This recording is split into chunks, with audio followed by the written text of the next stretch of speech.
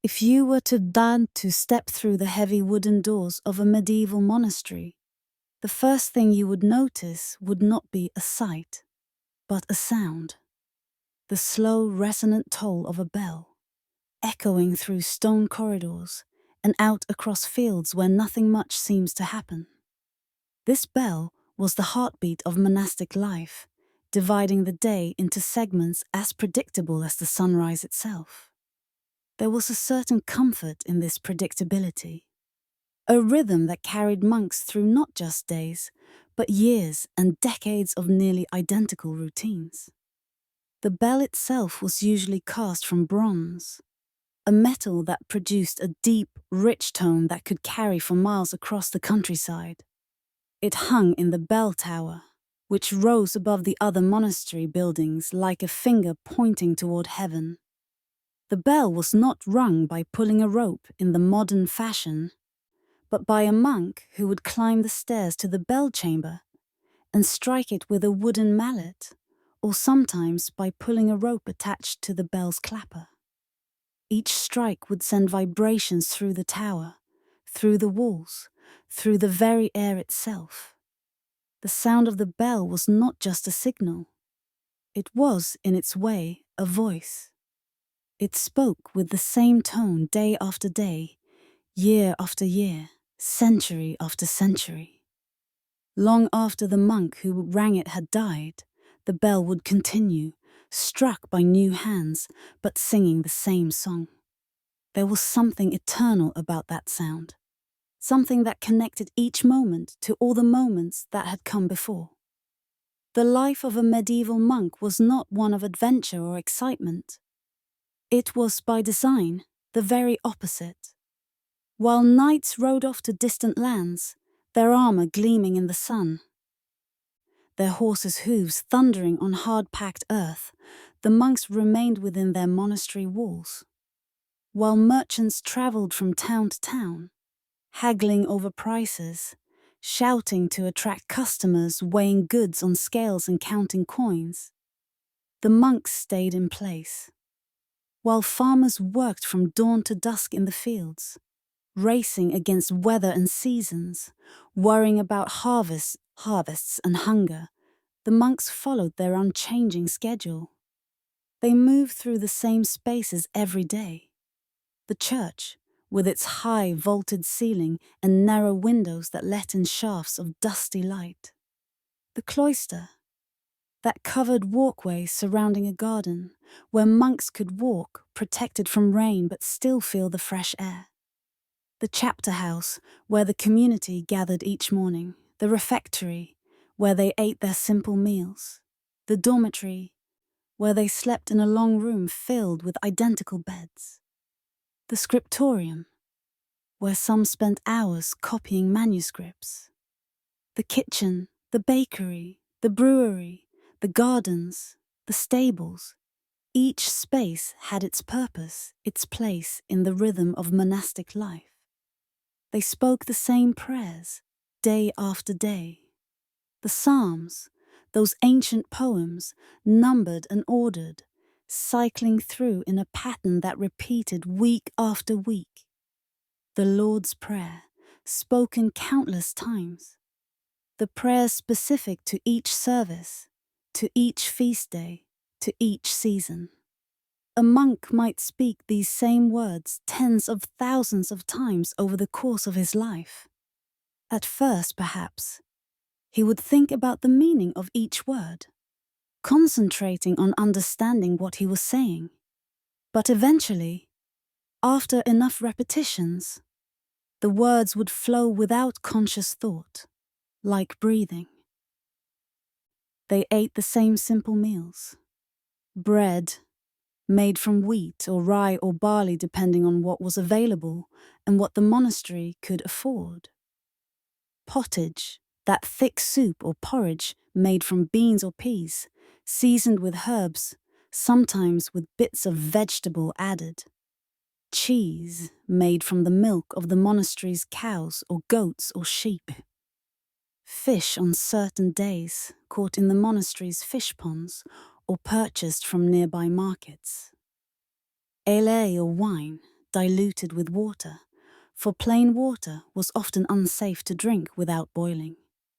The same foods, prepared in the same ways, served at the same times, day after day. This repetition, this sameness, was not an accident. It was not the result of a lack of imagination or a failure to think of better ways to organize life. It was intentional, carefully thought out, based on centuries of experience and theological reflection. The routine was the point. The predictability was the goal. Why? Because the monks believed that in the absence of novelty, in the removal of distraction, something important could happen. The mind no longer occupied with wondering what would happen next, with making decisions about how to spend time, with comparing this day to yesterday or planning for tomorrow, could settle, could become still. And in that stillness, they believed, God could be found. Or rather, God could find them. We might think of this kind of existence as boring. The word itself suggests a kind of negative judgment, a failure to be interesting, to be stimulating, to be engaging. And perhaps by our standards, it was boring. But the monks themselves might not have used this word. They might have said peaceful, or contemplative, or holy, or simply right. They might have pointed out that boredom is a modern affliction, a product of a world with too many choices, too much stimulation, too many things competing for our attention.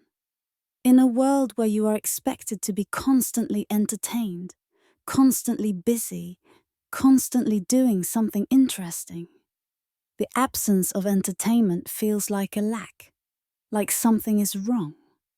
But in a world where the goal is not entertainment, but contemplation, where busyness is seen not as a virtue, but as a distraction, where doing nothing in particular is understood as making space for something important, the routine does not feel like a prison. It feels like freedom. Freedom from the tyranny of choice. Freedom from the anxiety of wondering if you are spending your time in the right way. Freedom from the need to prove yourself, to achieve, to be noticed. Of course, not every monk experienced it this way. Some chafed against the routine, found it stifling, longed for something more. Human beings are diverse, and a life that brings peace to one person might bring frustration to another. The monastic life was not for everyone, and even those who chose it sometimes struggled with their choice. But for those who embraced it fully, who allowed themselves to sink into the rhythm rather than fighting against it, there could be a deep satisfaction. Not the satisfaction of accomplishment, of having done something impressive or achieved some goal, but the satisfaction of simply being, of existing in harmony with a pattern larger than themselves, of being part of something that had existed before they were born and would continue after they died. The bell would ring. They would stop whatever they were doing and go to the church. They would chant the psalms, the same psalms they had chanted the day before and would chant tomorrow. They would listen to readings from scripture. They would pray. And then the bell would ring again, and they would move to the next activity, work, or study, or meals, or rest. And then the bell would ring again. 8 times a day, the bell would call them to prayer. 8 times a day, they would gather in the church, and in between they would work and eat and sleep, all according to the same schedule, the same routine, the same unchanging pattern. This was the framework within which a medieval monk lived his entire adult life. From the day he entered the monastery, often as a young man in his teens or early 20s, until the day he died, often decades later as an old man, this would be his existence. The bell, the prayers, the silence, the routine. But let us not get ahead of ourselves. Let us begin at the beginning, which for a medieval monk meant the middle of the night. The day began long before the sun had any intention of rising, somewhere between midnight and 2 in the morning, depending on the season and the particular rule the monastery followed. The bell would ring. Not loudly, not urgently, not with any sense of alarm. Just a steady, insistent ringing that reached into the darkness of the dormitory where the monks slept. The dormitory was not like a modern bedroom. There were no individual rooms, no privacy, no personal space to speak of. Instead, there was a long hall, sometimes stretching the entire length of one wing of the monastery building. Along each side of this hall were beds, arranged in neat rows. In wealthy monasteries, these might be actual wooden bed frames with rope or leather straps supporting a mattress. In poorer establishments, they might be simple wooden platforms raised slightly off the floor with a straw mattress laid directly on the boards. The mattresses themselves were not comfortable by modern standards. They were cloth sacks filled with straw or hay, replaced periodically as the filling compressed and broke down. In winter, the straw might harbor fleas or other insects seeking warmth. In summer, it might become dusty and dry.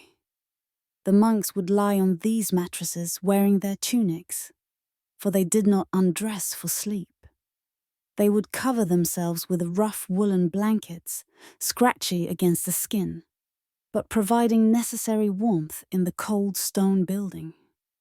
There were no pillows as we understand them.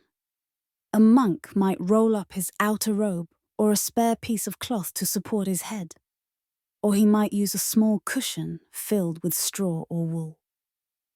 But many simply lay their heads directly on the mattress, or even on the wooden bed frame itself. The medieval understanding of sleep did not include the elaborate bedding arrangements that we consider normal today. The windows of the dormitory, if there were windows at all, were narrow slits in the thick stone walls, sometimes covered with oiled cloth or thin sheets of horn to keep out the worst of the weather, while still admitting some light and air. There was no glass in most monasteries until the later Middle Ages, and even then, it was a luxury reserved for the church and perhaps the abbot's quarters. When the bell rang in the middle of the night, the monks would wake. Or rather, they would partially wake, for many of them never fell into the deep sleep that modern people experience. After years of being awakened multiple times each night, the body learns to sleep differently, more lightly, always ready to respond to the bell. There was no snooze button, no rolling over for 5 more minutes, no negotiating with oneself about whether to get up. The rule was the rule, and it had been the rule for centuries. When the bell rang, you rose. To remain in bed would be to break the rule, to fail in your primary duty as a monk, which was to pray at the appointed times. They would rise in the darkness, their breath visible in the cold air during the winter months. In the depths of the winter, the temperature inside the dormitory might be only slightly warmer than the temperature outside. The thick stone walls provided some insulation, but there was no heating. The monks would sleep in their clothes precisely because it was too cold to undress, and when they rose, they would immediately pull on their outer robes, wrapping them tightly around themselves. In summer, the situation was reversed. The stone building, which was so cold in winter, could be surprisingly cool even on hot nights, providing relief from the day's heat. But summer also brought challenges: insects, humidity, and sometimes such heat during the day that the stones themselves seemed to radiate warmth even at night. The monks would make their way from the dormitory to the church, walking in silence through dark corridors.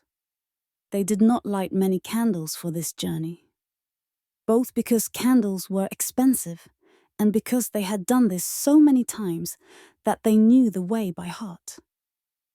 Each monk knew exactly how many steps it took from his bed to the door of the dormitory. He knew where to turn, where the floor might be uneven, where a step down or a step up required attention even in complete darkness. The only sounds were the soft shuffle of sandaled feet on stone floors and perhaps the distant hoot of an owl outside the monastery walls. Or in winter, the howl of wind around the corners of buildings, or the drip of water from melting snow, or nothing at all. Just profound silence broken only by their footsteps and breathing. The corridors themselves were stark. Stone walls, stone floors, stone ceilings. No decoration, or very little. Perhaps a cross on the wall at certain points, or a small alcove containing a statue of a saint. The stone would be cold to the touch, and if a monk reached out to steady himself against the wall in the darkness, he would feel that coldness seep through his fingertips. In the depths of winter, it would be bitterly cold. The kind of cold that makes your fingers ache, that makes every breath sharp in your lungs, that makes you want to hunch your shoulders and wrap your arms around yourself. But the monks walked upright, hands folded in their sleeves, maintaining their dignity and composure even in the darkness and cold. In summer, it would be merely cool, and some nights brought a warmth that made the stone walls almost comfortable. On these rare warm nights, the journey from dormitory to church might actually be pleasant, the cool night air refreshing after a day of heat. The darkness soft and welcoming rather than harsh. The church itself would be darker still when they entered. The space was vast, much larger than any other room in the monastery. The ceiling soared above them, supported by thick stone pillars. The walls were pierced by narrow windows, but at night these admitted no light, just made deeper shadows against the general darkness. A few candles would be burning on the altar, their flames small and steady in the still air. Perhaps some oil lamps hung from chains along the walls, but these would be few in number, providing just enough light to navigate by, not enough to really see clearly. The monks would move through this dimness like ghosts, each man going to his assigned place. The choir stalls were arranged along both sides of the church, facing each other across the central aisle. These were not simple benches, but elaborate carved wooden structures, often featuring decorative elements, despite the general austerity of monastic life. Each stall was slightly different, carved by craftsmen who left subtle individual touches even within the strict conventions of religious art. The stalls had a clever design feature called a misericord. This was a small ledge on the underside of the seat, which could be folded up when the seat was raised. During long services, when the monks were required to stand, they could discreetly lower themselves slightly onto this ledge, gaining some relief for their legs while still technically standing. The misericords themselves were often carved with whimsical or even humorous designs. Animals, faces, leaves, scenes from daily life. These carvings were hidden when the seats were down, visible only to the monks who used them. Each monk had an assigned place in the choir stalls, determined by the length of time he had been in the monastery. The newest monks, the novices, sat near the back. The oldest monks, those who had been in the community for decades, sat near the front, closest to the altar. The abbot had his own special stool, larger and more ornate than the others. The monks would take their places in the darkness, settling into the familiar wooden seats, pulling their robes around them for warmth. And then would begin the office of vigils, sometimes called matins, the first of the 8 prayer services that would structure the entire day. The service began with a simple blessing, spoken by the abbot or by whichever monk was leading the service. "O Lord, open my lips," he would say. And the community would respond, "And my mouth shall proclaim your praise." These were the opening words of almost every service, a formula repeated multiple times each day, so familiar that the monks could speak them without thinking. Then came the Psalms. The Psalms were the foundation of monastic prayer, the core around which everything else was built. There are 150 Psalms in the biblical book of Psalms, and in most monasteries following the rule of Saint Benedict, all 150 would be chanted once each week. This meant that over the course of a year, a monk would chant each psalm more than 50 times. Over the course of a lifetime in the monastery, he might chant each psalm thousands of times. The psalms were chanted in a special style called plain chant or Gregorian chant, after Pope Gregory the Great, who was credited with codifying this form of music. Plain chant was monophonic, meaning there was only one melodic line, no harmony in the modern sense. All the monks sang the same notes at the same time, creating a unison sound that filled the church. The melodies themselves moved slowly, with long sustained notes that seemed to float in the air. There was no fixed rhythm in the modern sense, no regular beat to tap your foot to. Instead, the rhythm followed the natural rhythm of the Latin text, flowing like speech but elevated, formalized, made sacred through melody. One monk or one side of the choir would chant a verse, and then the other side would respond with the next verse. This antiphonal style, called the responsorial method, created a kind of conversation in music. Back and forth, verse after verse, the psalm would unfold. If you were to hear these chants, you might find them hauntingly beautiful, or you might find them monotonous. They certainly did not change much. There were different melodies for different psalms, but they all shared similar characteristics. The same modal system, the same general approach to text setting, the same aesthetic of simplicity and solemnity. The church's acoustics were designed for this music. The high stone ceiling, the hard stone walls, the minimal furnishings all created a space where sound could resonate and echo.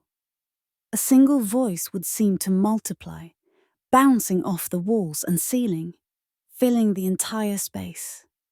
When multiple voices sang together, the effect was even more pronounced, creating a boisterous sound that seemed to come from everywhere and nowhere at once. The Psalms themselves spoke of many things. Some praised God's creation, describing mountains and rivers, the vast expanse of the sky, the creatures of the earth. Psalm 1:4, for instance, speaks of God making the clouds his chariot, walking on the wings of the wind, making springs gush forth in the valleys. These images, chanted in the darkness of the night church, took on a special quality, evoking a world beyond the stone walls. Other psalms lamented suffering and called out for help. Psalm 22 begins with the cry, my God, why have you forsaken me?" These psalms gave voice to the pain and struggle that is part of human existence, acknowledging that faith does not mean the absence of difficulty. Some psalms were joyful, celebrating God's goodness and faithfulness. Psalm 100, one of the shortest, proclaims, "Make a joyful noise to the Lord, all the earth. Worship the Lord with gladness. Come into his presence with singing." Even at 2 in the morning, in the darkness and cold, these words were chanted, an act of praise regardless of circumstances. But night after night, the same psalms would cycle through in the same order, following patterns that had been established centuries before. The monks were not choosing which psalms to sing based on how they felt or what seemed relevant. They were following the lectionary, the prescribed schedule of readings and prayers, which removed all choice and ensured uniformity across the entire Christian world. After the Psalms came readings, typically from the Bible or from the writings of early Christian theologians and saints. One monk would stand at a lectern, a reading stand with a slanted top to hold a book, and read aloud while the others listened in the darkness. His voice would be steady, clear, without dramatic inflection. The goal was not to entertain, not to add personal interpretation, but simply to transmit the words, to let them be heard and absorbed.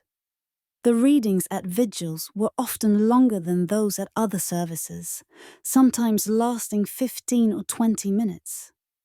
The monk reading would hold a candle or have a candle placed near the lectern so he could see the text.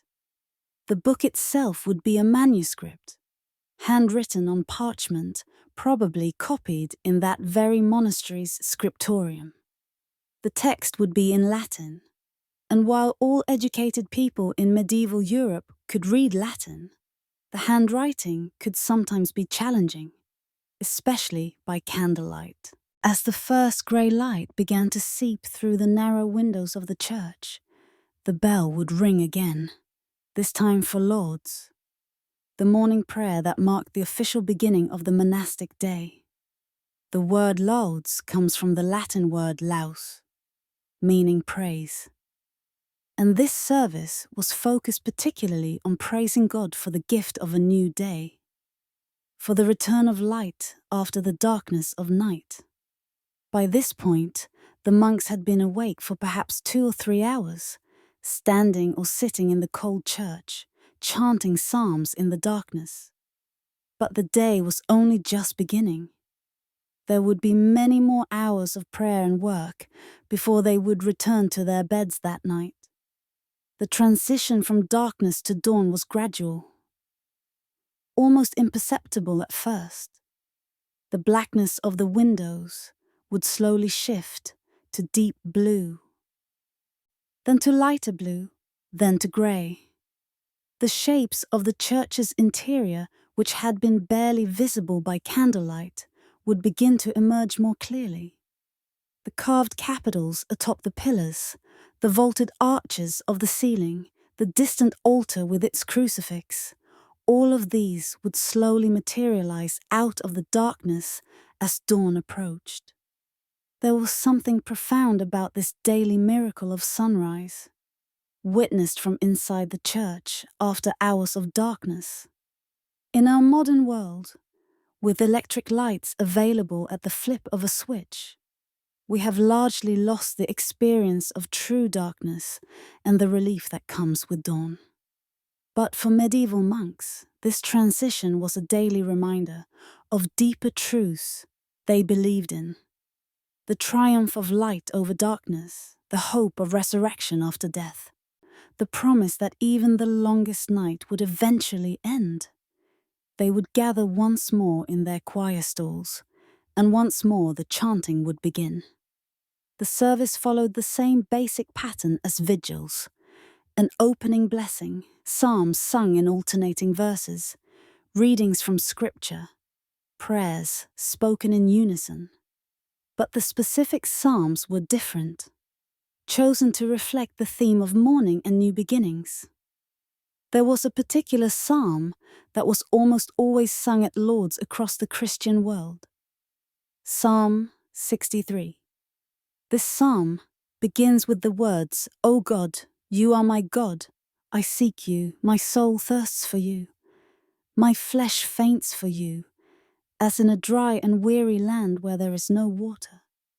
The psalm goes on to speak of seeking God in the sanctuary, of having seen God's power and glory, of meditating on God through the watches of the night. The imagery of this psalm, with its themes of seeking and thirsting and watching through the night, seem perfectly suited to this hour of the day. The monks who had risen in the darkness and kept vigil through the night hours could now, as dawn broke, identify with the psalmist's words.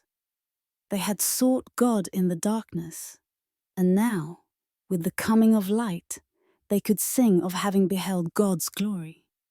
Another psalm commonly used at Lauds was Psalm 51, the great penitential psalm that begins, "Have mercy on me, O God, according to your steadfast love."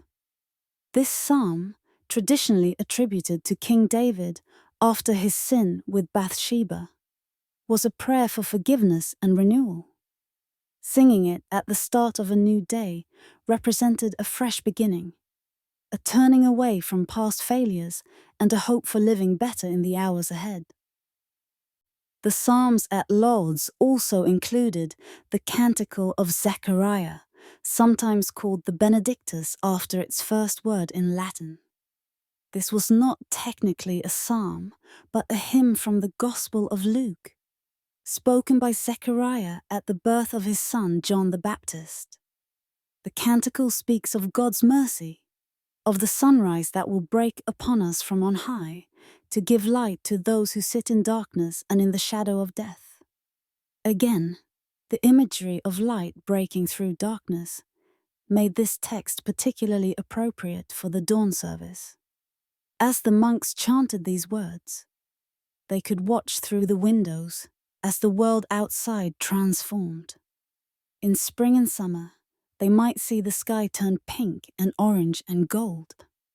In autumn, the light might be more subdued, filtering through morning mist. In winter, the dawn might be grey and cold, with snow visible on the ground outside. The monastery grounds would gradually become visible. The cloister garden with its carefully tended beds of herbs and flowers. The vegetable garden beyond. The orchards where apple and pear trees grew. The fish ponds where carp and other fish were raised for Friday meals. In the distance, they might see the monastery's fields stretching away, and beyond that, perhaps a forest or hills or a river, depending on the monastery's location. Birds would begin to sing as the light increased. In spring, the dawn chorus could be extraordinary, with dozens of species calling out to establish territories and attract mates. The monks would hear these sounds through the windows as they chanted, a natural accompaniment to their prayers. Even in winter, some birds would sing, robins, wrens, perhaps a blackbird with its rich fluting song. The light changed everything, even though the routine did not change at all. In the darkness, the monastery had felt like a world unto itself, disconnected from anything outside its walls, existing in a timeless space where nothing seemed to matter except the immediate experience of prayer and silence. But with the light came a sense of being part of the larger world again, of time moving forward, of a new day with all its small tasks and small moments. After Laws came Prime, another short service that was added to the monastic schedule in later centuries. Prime was not part of the original scheme of prayer hours established by Saint Benedict, but it became standard in most Western monastery choice by the 8th or 9th century. The service took its name from the Latin prima hora, meaning first hour, as it was celebrated at the first hour of daylight. Prime was brief, perhaps only 15 or 20 minutes. It included just a few psalms, a short reading, and the standard prayers, but it served an important function in the daily schedule, marking the true beginning of the working day, the point at which monks would leave the church and take up their various tasks. After prime came something the monks had been waiting for since rising in the middle of the night, the morning meal. Though to call it a meal might be generous. In most medieval monasteries, the monks ate only 2 full meals per day, one in the late morning or midday and another in the evening. But after prime, they were permitted a small breakfast, a recognition that they had been awake for several hours and would need some sustenance before the day's work. This breakfast was usually minimal: a piece of bread, perhaps with some cheese, and a cup of ale or watered wine. The bread would be the same bread they ate at other meals, dense and dark, made from whatever grain was available.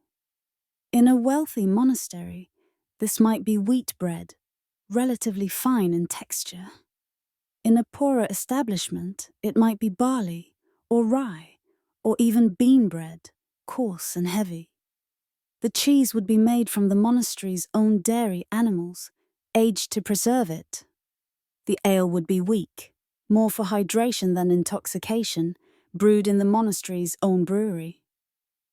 Wine, if available, would be diluted with water, a practice that went back to ancient Rome and was standard throughout the Middle Ages. The monks would consume this simple breakfast quickly, still in silence, either standing in the church or in a side chapel, or perhaps in the warming room if it was winter. There was no sitting down for a leisurely meal, no conversation, no lingering, just quick nourishment before the next activity. That activity was the chapter meeting, held each morning in the chapter house after the morning services. The chapter house was a special room, separate from the church, designed specifically for these daily gatherings of the community. In larger monasteries, the chapter house might be an impressive space, with vaulted ceilings and carved stone benches running along the walls. In smaller establishments, it might be just a simple room with wooden benches. The monks would process into the chapter house in order, the newest members first, the oldest members last, with the abbot coming in last of all. They would stand at their places until the abbot gave the signal to sit, and then they would lower themselves onto the stone or wooden benches. The meeting always began in the same way, with the reading of a chapter from the Rule of St. Benedict. Hence the name chapter, both for the meeting itself and for the room where it was held. The rule consisted of 73 chapters, some quite short, others longer, covering every aspect of monastic life. Over the course of several months, all 73 chapters would be read, and then the cycle would begin again. The monk assigned to read would stand and read in a clear voice, without dramatic inflection. If it was a chapter about prayer, he would read about how many psalms should be said at which services. If it was a chapter about food, he would read about the proper portions and when meat was or was not allowed. If it was a chapter about receiving guests, he would read about the proper procedures for welcoming travelers. After the reading from the rule came practical matters. The abbot would assign tasks for the day, calling out names and duties. Brother John, you will work in the bakery today, helping to prepare bread for tomorrow. Brother Thomas, you will continue your work in the scriptorium, copying the manuscript of Augustine's Confessions. Brother Peter, you will work in the vegetable garden, weeding the beans and peas. These assignments were not permanent in most monasteries, at least not for younger healthy monks. The community believed in rotating tasks to prevent monks from becoming too attached to any particular work, too identified with any specific role.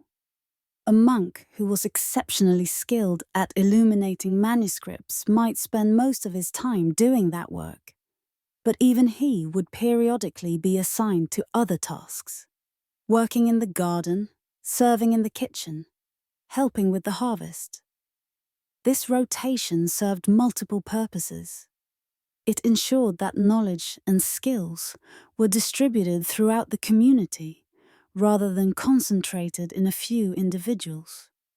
It prevented pride, that greatest of monastic sins, from taking root through mastery of a particular craft.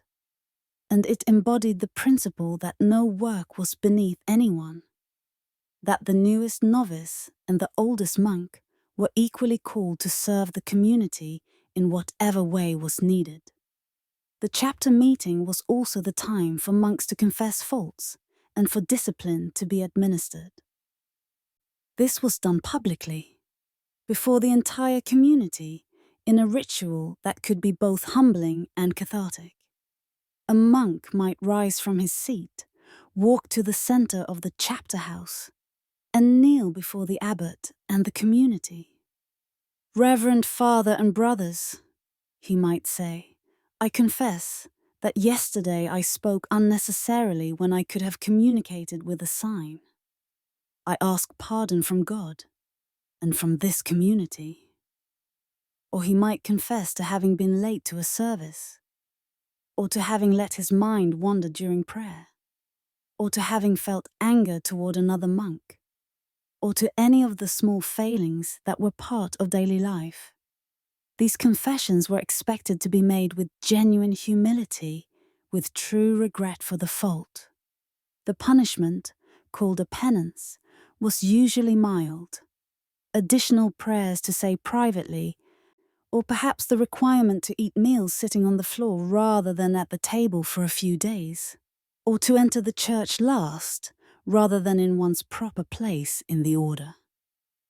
Serious offences might result in more serious penalties, but these were rare in a well-functioning community. The chapter meeting was one of the few times when monks were permitted to speak freely, to discuss matters concerning the community. If there was an issue that needed to be addressed, a problem with the water supply, a decision about when to begin the harvest, a question about caring for a sick brother, it could be raised here. The abbot would listen, perhaps ask for input from senior monks, and make a decision. But even here, the speech was regulated, focused on practical necessities and spiritual matters. There was no place for idle conversation, for gossip about events in the outside world, for complaints about the food or the weather or the burdens of monastic life. The chapter meeting, like everything else, had its proper purpose and proper limits. When all business was concluded, the abbot would give a blessing, and the monks would rise and process out of the chapter house. The morning services were complete. Now came the working hours. After the chapter meeting, the monks would disperse to their assigned tasks, and for the next several hours, the monastery would transform from a place of formal prayer into a place of quiet industry. This was the time for manual labor, that essential component of Benedictine monasticism captured in the famous phrase ora et labora, pray and work. These two activities were not seen as separate or opposed, but as complementary, two ways of serving God and the community. The rule of Saint Benedict was explicit about the importance of work. "Idleness is the enemy of the soul," Benedict wrote. Therefore the brothers should be occupied at certain times in manual labor and at other times in sacred reading. This was not optional. Every monk, regardless of his background or education, was expected to work with his hands, even if a monk came from a noble family, even if he had been educated at a university, even if his primary task was intellectual work like copying manuscripts. He was still required to spend time in physical labor. The types of work varied tremendously depending on the monastery's location, its size, its resources, and the needs of the community. A monastery in a fertile agricultural region might focus heavily on farming. One near a forest might emphasize woodworking or charcoal production. One near a major pilgrimage route might specialize in hospitality and caring for travelers. One with a reputation for learning might dedicate much of its resources to maintaining a library and scriptorium. But certain types of work were common to almost all monasteries. There was always food to be prepared, buildings to be maintained, gardens to be tended, animals to be cared for. Let us look at each of these areas in detail, understanding how monks spent their working hours. The scriptorium was perhaps the most intellectually demanding workplace in the monastery, and certainly the one for which medieval monasteries are most remembered today. It was here that manuscripts were copied, preserving ancient texts for future generations. Without this patient work, much of classical and early Christian literature would have been lost forever. The scriptorium was typically a large room with excellent natural light. This was essential, as the work required close attention to detail and good visibility. The room might have large windows on the south side, allowing sunlight to stream in for much of the day. On cloudy days or in winter when daylight was limited, candles and oil lamps would supplement the natural light, though these were used sparingly because of the cost and the fire risk. Along the walls of the scriptorium were desks, called scriptoria in Latin. These were not flat surfaces like modern desks, but angled boards that could be adjusted to different slopes. The monk would sit on a bench or stool with the angled desk in front of him, positioned so that light fell across the page he was working on without casting shadows. The work of copying manuscripts was extraordinarily painstaking and slow. A large book, say a complete Bible or the collected works of Augustine, might take a single monk a year or more to copy. Some manuscripts took even longer. The enormous Codex Gigas, created in a Bohemian monastery in the early 13th century, is estimated to have taken one monk around 20 years to complete. The process began long before any ink touched parchment. First, the parchment itself had to be prepared.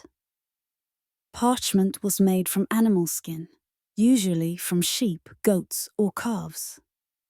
The skin had to be soaked in water and lime to remove hair and flesh, then stretched on a frame and scraped with a curved blade to make it thin and smooth. It was then rubbed with pumice to create a surface that would accept ink without bleeding or smudging.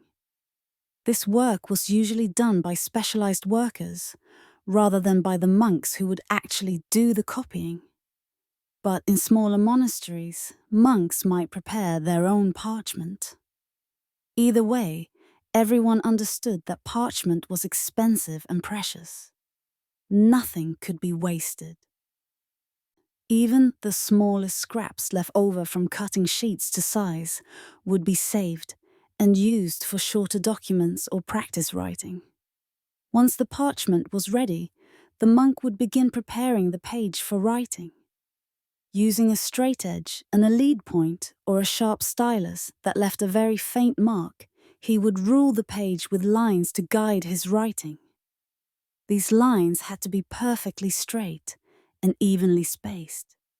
Some manuscripts show evidence of pricking along the edges, tiny holes made with an awl to mark where the horizontal lines should go. He would also rule vertical lines to define the margins and the column width. Most medieval manuscripts were written in 2 columns per page, though some used a single wide column. The margins were generous, both for aesthetic reasons and to protect the text from damage at the edges of the page. Then came the actual copying.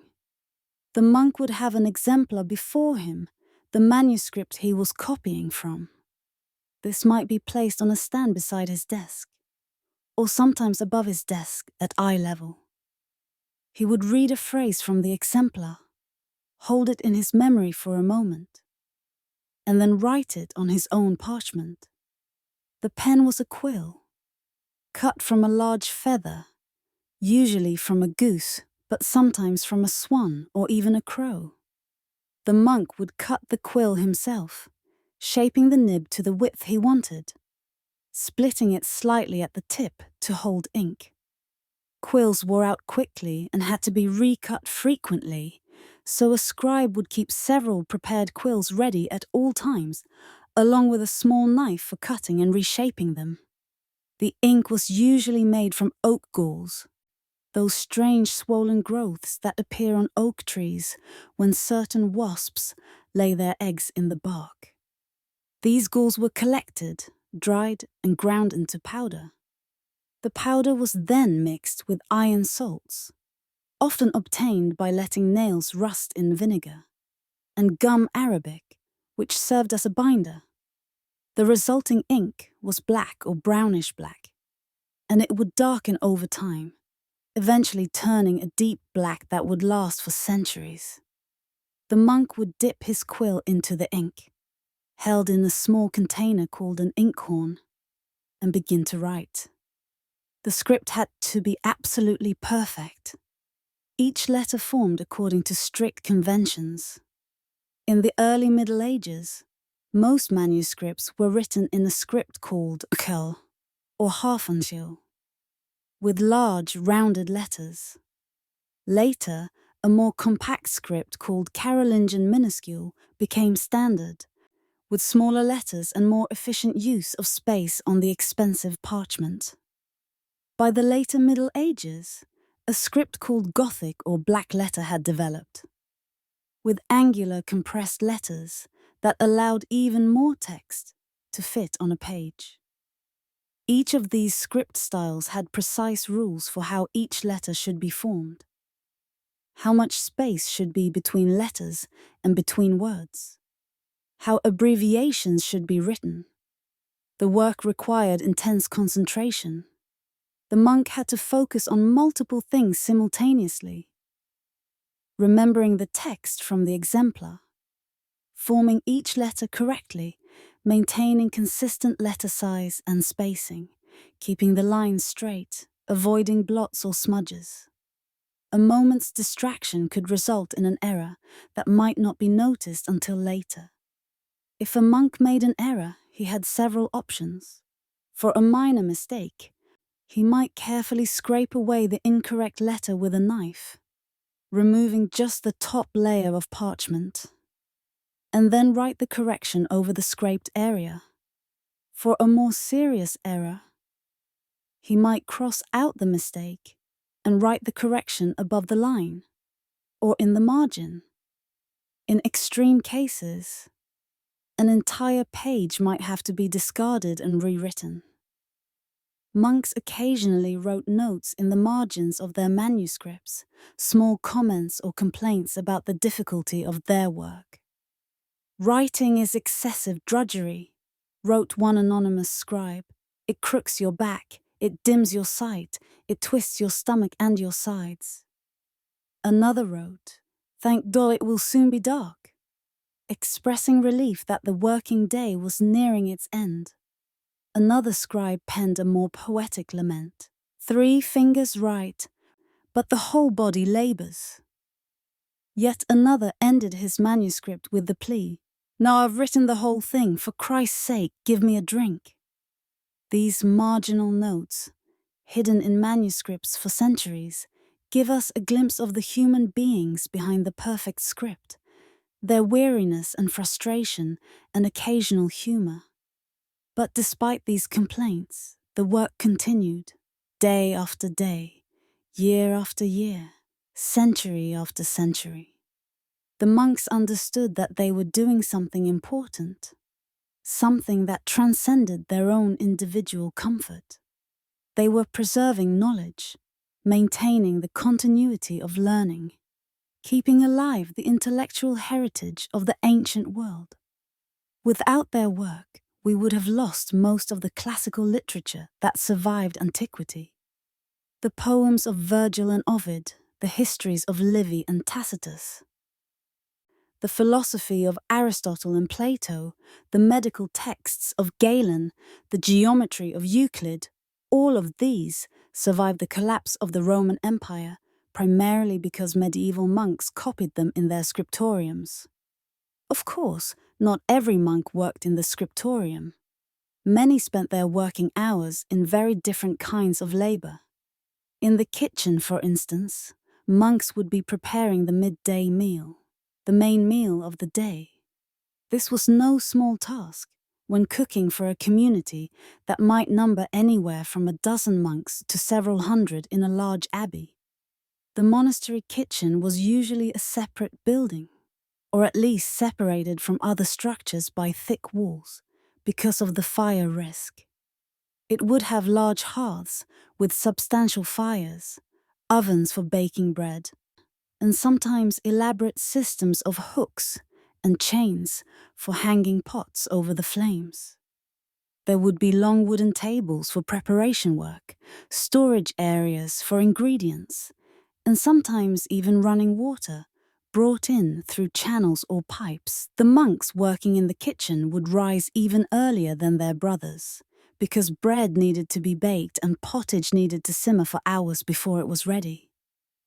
They would knead dough, shape loaves, tend the ovens, chop vegetables, stir pots, and do 100 other tasks, all in silence or near silence, communicating through gestures and signs. The diet they prepared was simple but adequate. The rule of Saint Benedict specified that monks should have 2 cooked dishes at each meal, plus fruit or vegetables if available, plus bread, plus a measure of wine. Meat from 4-footed animals was prohibited for healthy monks, though this rule was sometimes relaxed in later centuries. Fish was allowed, as were eggs and dairy products and poultry. A typical meal might consist of a thick pottage made from dried beans or peas, cooked for hours until they broke down into a creamy consistency. This would be seasoned with herbs from the monastery garden: sage, thyme, parsley, mint. Perhaps there would also be a dish of vegetables: cabbages, onions, leeks, beets, turnips, whatever was in season. In spring and summer, there might be fresh greens, lettuce, spinach, chard. Bread was the foundation of the diet, eaten at every meal. The monastery would have its own bakery, often connected to the kitchen, with large ovens capable of baking dozens of loaves at a time. The flour might be wheat, rye, barley, or a mixture, depending on what the monastery grew or could afford to purchase. The bread would be dense and chewy, without the lightness of modern yeasted bread. But it was nourishing and filling. On Fridays and during Lent, fish would be added to the menu. Some monasteries had their own fish ponds, artificial pools where carp, pike, or other freshwater fish were raised. Others purchased fish from nearby markets or rivers. Fish was often salted or dried for preservation, then soaked and cooked for meals. Cheese was another staple, made from the milk of the monastery's cows, goats, or sheep. The monks would make the cheese themselves, following recipes passed down through generations.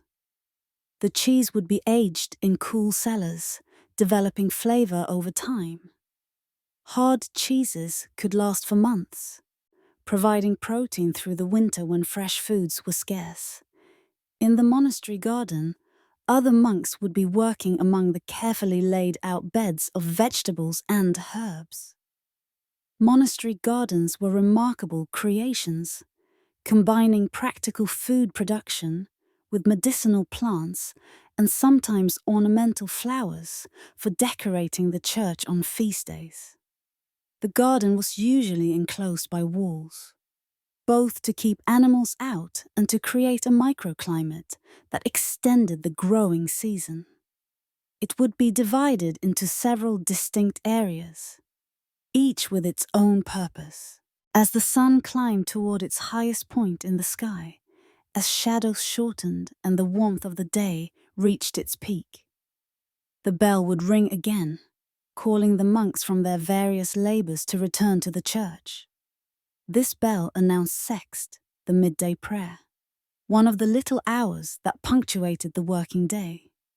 The name came from the Latin word for sixth, as it was celebrated at the 6th hour of the day, counting from sunrise. Sext was brief, much shorter than the major hours of Lauds and Vespers. It consisted of a few psalms, perhaps 3 or 4, a short reading from Scripture, and the standard prayers that concluded every service. The whole office might last only 10 or 15 minutes, but it served an important function in the daily rhythm. It was a pause, a moment to step back from physical labor and refocus on the spiritual dimension of monastic life. The monks would leave their work wherever it stood.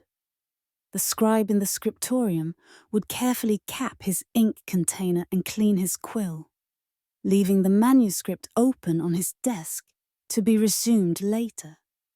The gardener would lean his spade against the wall.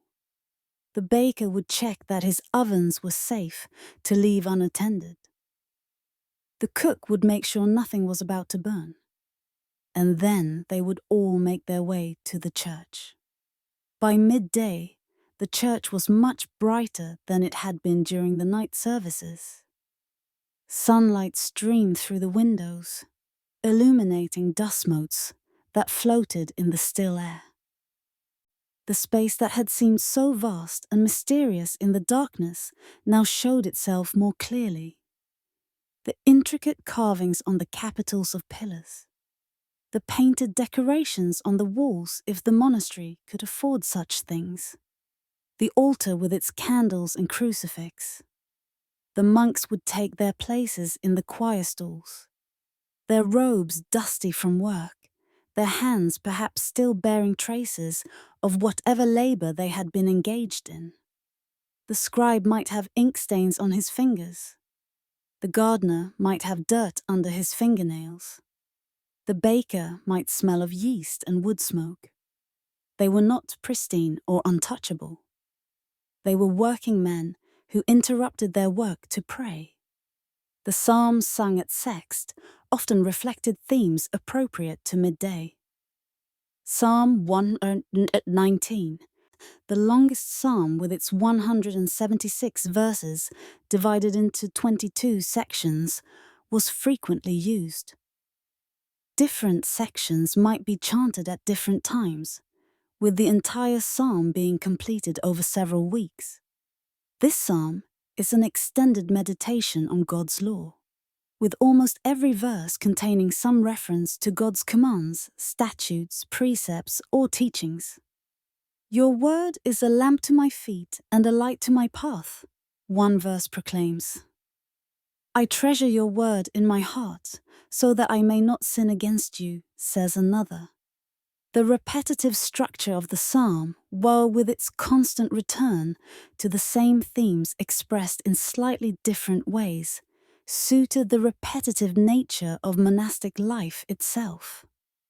After sext, the monks would process from the church to the refectory for dinner.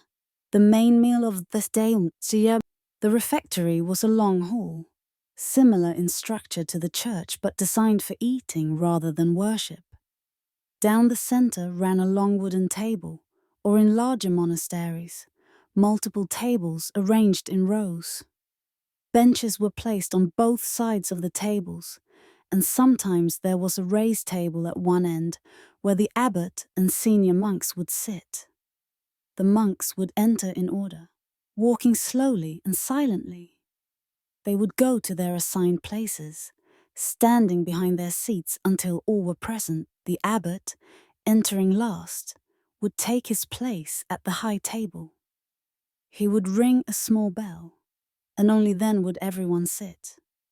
Before the meal could begin, there were prayers to be said.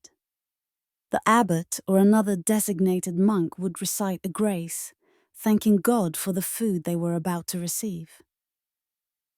This was not a casual mumbling of a formulaic prayer, but a genuine expression of gratitude.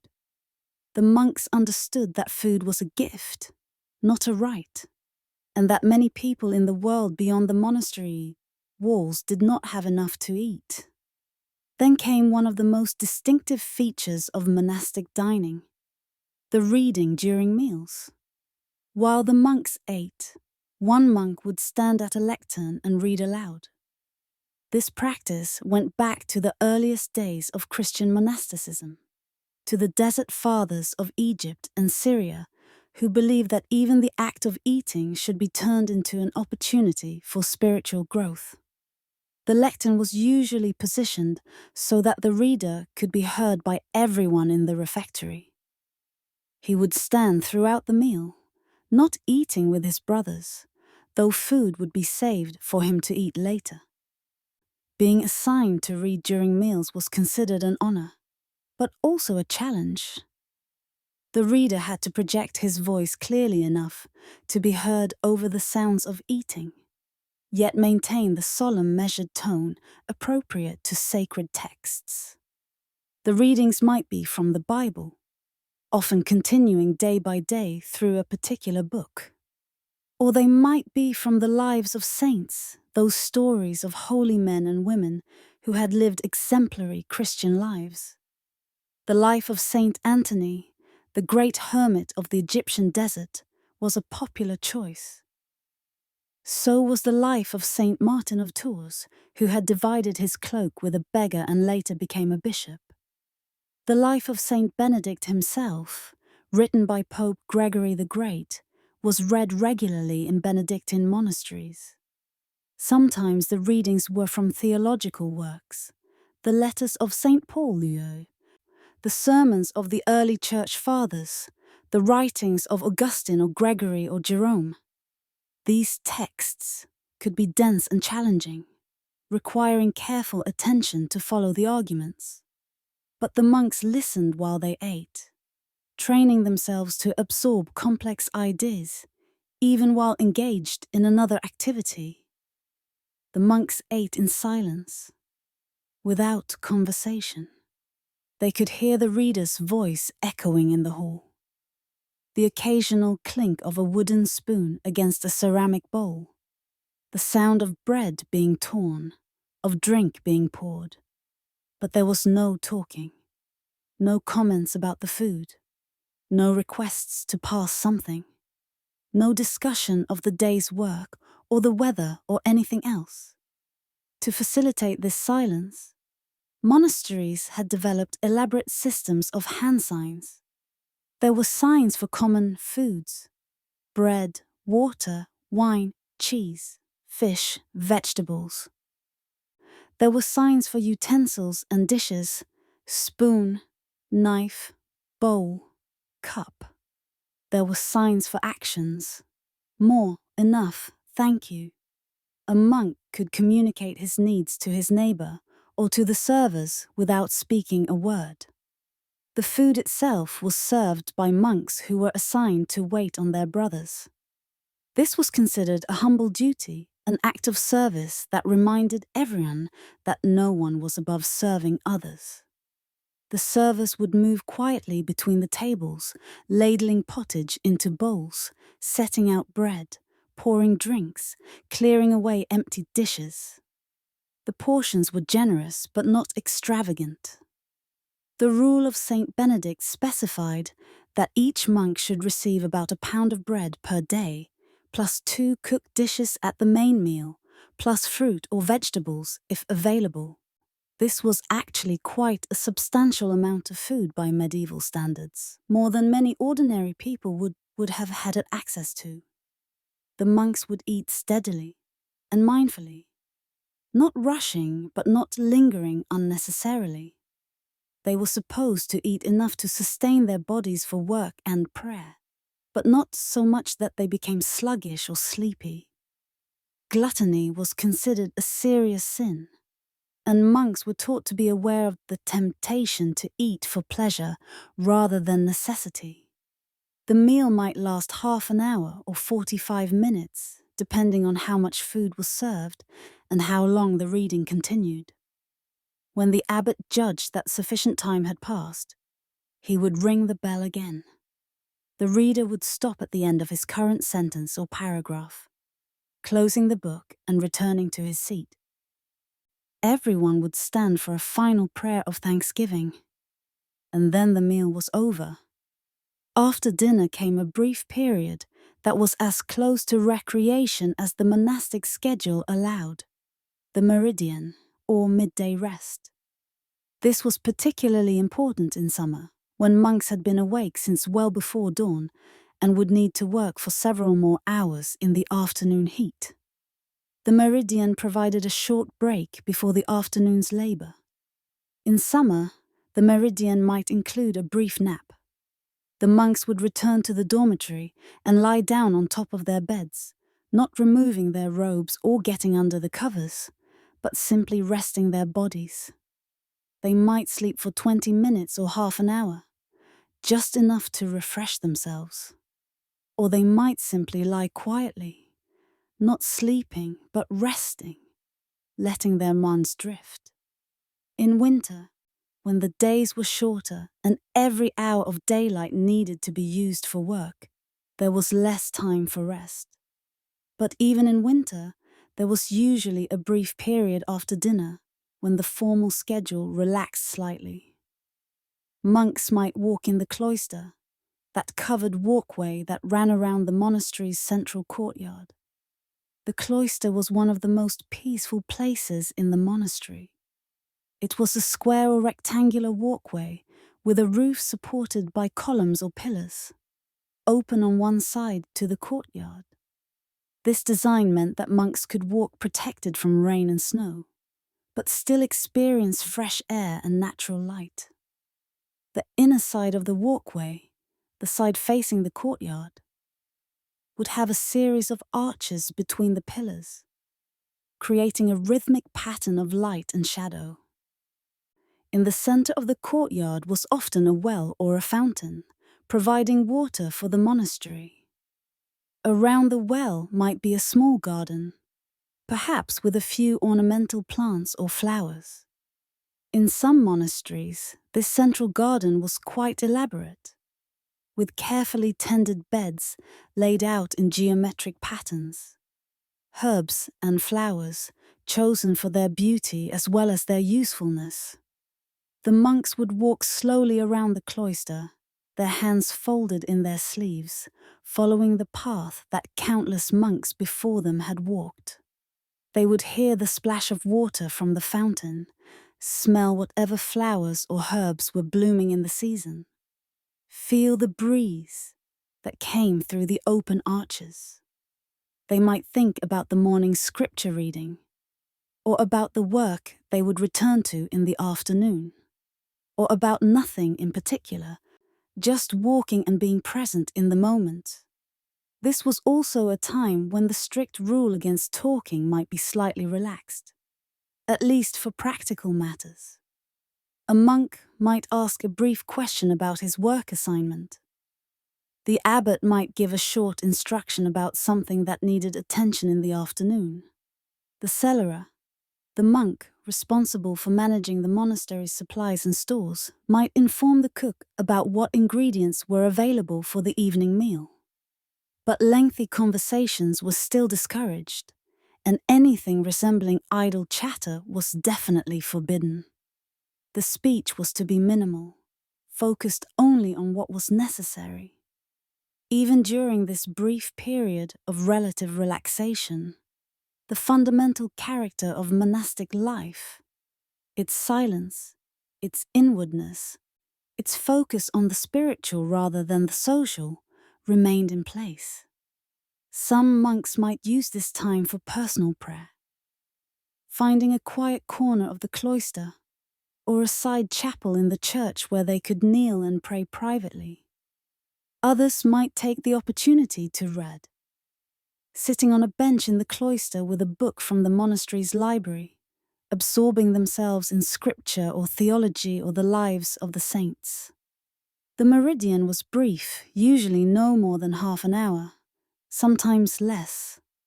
It was not meant to be a long break or a period of leisure, but just a short pause before the afternoon's work. When the time was up, signaled by a bell or simply by common understanding of the schedule, the monks would return to their tasks. The afternoon began with yet another call to prayer. The bell would ring for none, the prayer service that marked the 9th hour of the day, calculated from sunrise.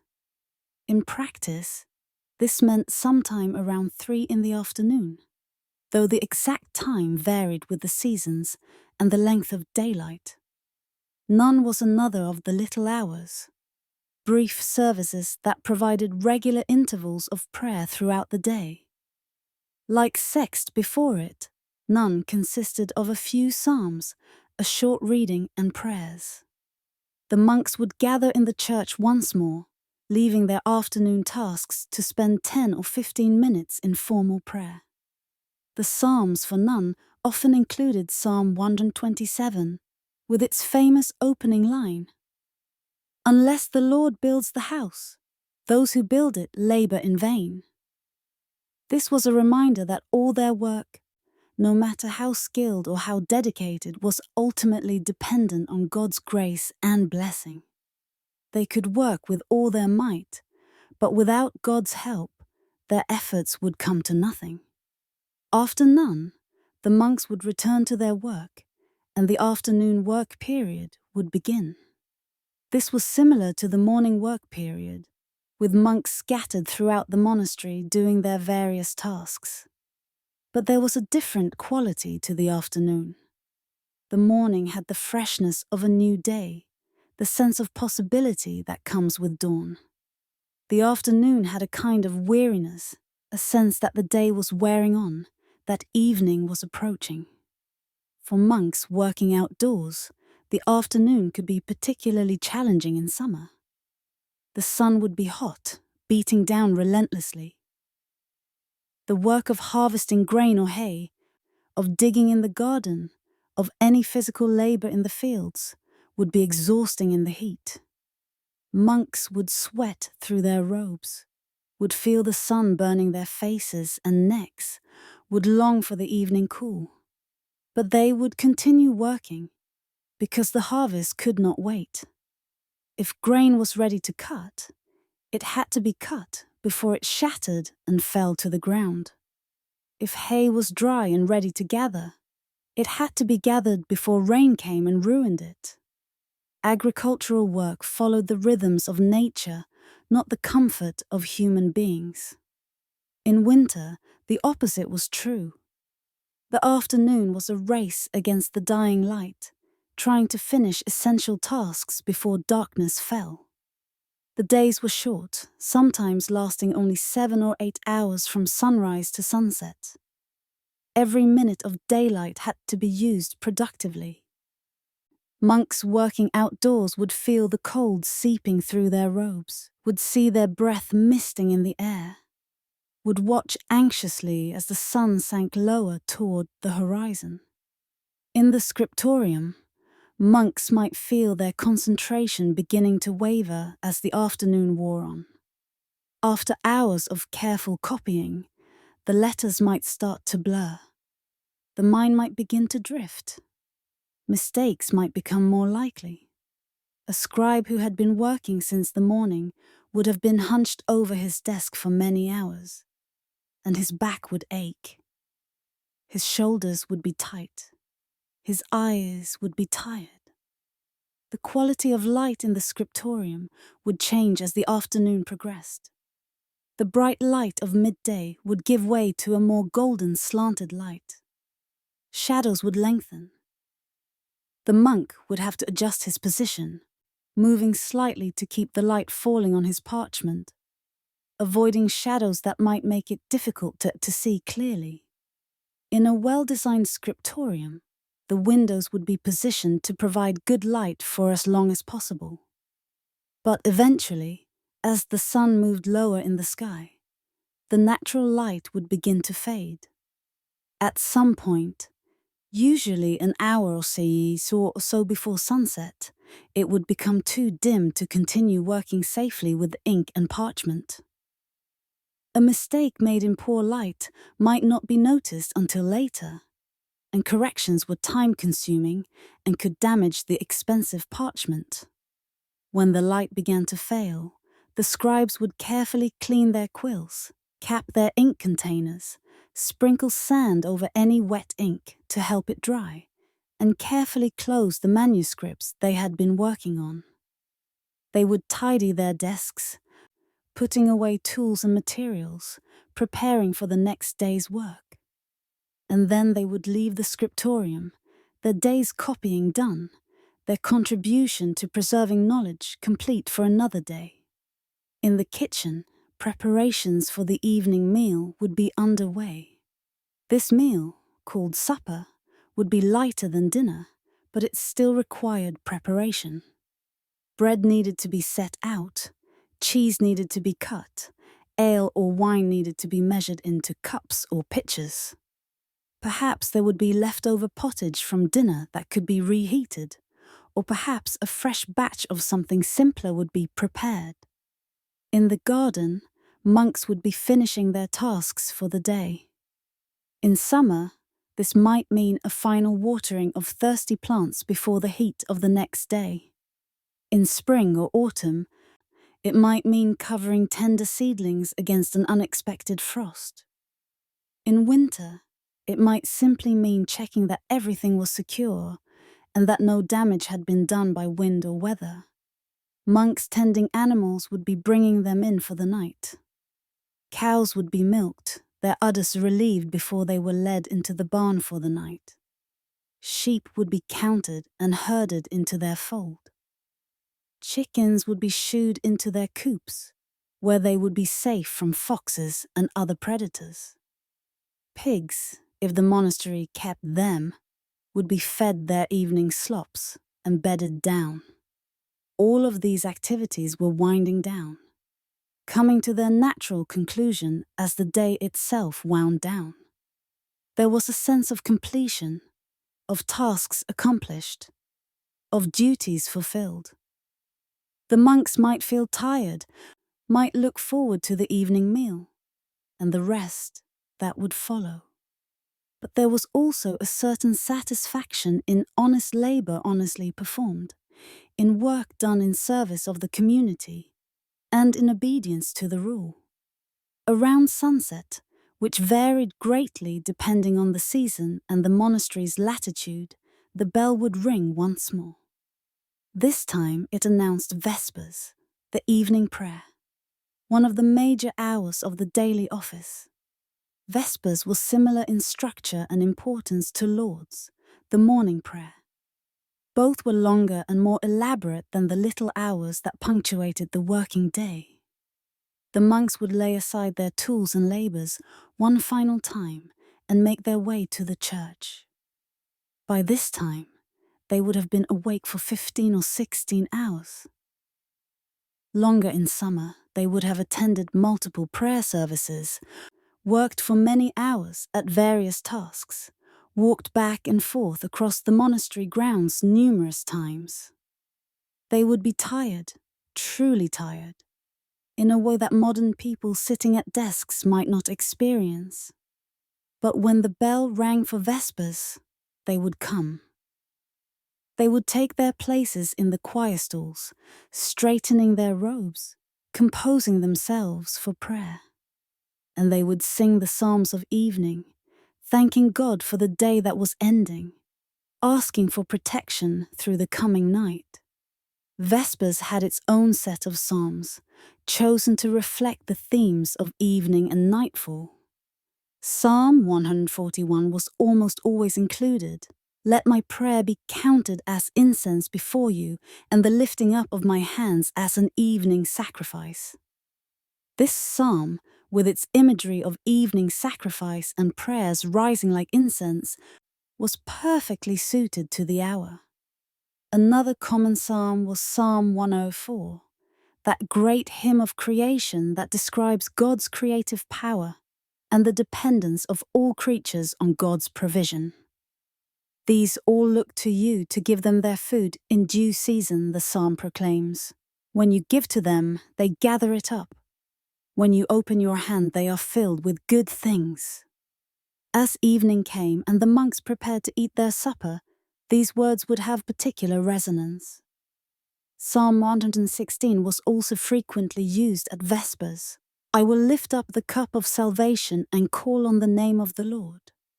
This psalm spoke of thanksgiving for deliverance from death and suffering. Appropriate themes for the evening when one could look back on a day safely completed. As the monks chanted these psalms, they might watch through the windows as the sun set, as the sky changed color from blue to orange, to pink, to purple, to deep blue again. In summer, the sunset might be brilliant and prolonged, with light lingering in the sky long after the sun itself had disappeared below the horizon. In winter, the sunset might be brief and muted, with darkness coming quickly. The church itself would gradually darken as the natural light faded. More candles would be lit, creating pools of warm light in the gathering gloom. The atmosphere would become more intimate, more inward turning. The spacious brightness of the daytime church would give way to a cozier, more enclosed feeling as night approached. After the Psalms came readings and prayers following the same pattern as the other services. The Magnificat, Mary's song from the Gospel of Luke, was traditionally sung at Vespers. My soul magnifies the Lord, and my spirit rejoices in God my Saviour. This canticle, with its themes of God exalting the humble and bringing down the proud, was a daily reminder of the values that were supposed to govern monastic life. When Vespers ended, the monks would process from the church to the refectory for supper, the second and final meal of the day. Like dinner, this meal would be eaten in silence while one monk read aloud. But supper was simpler and quicker than dinner. There might be just one course: bread and cheese, perhaps with some ale or watered piedzikats. Or there might be some leftover pottage from dinner, warmed and served with bread. The reading at supper might continue where the dinner reading had left off. Or it might be something shorter and simpler, suited to the tired minds of monks at the end of a long day. Sometimes the reading would be from the Rule of St. Benedict itself.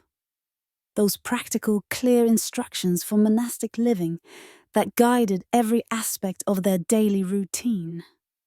After supper, there would be a brief period of free time before the final service of the day. This was perhaps the only truly unstructured time in the entire monastic schedule. A short span when monks were not working, not eating, and not in church.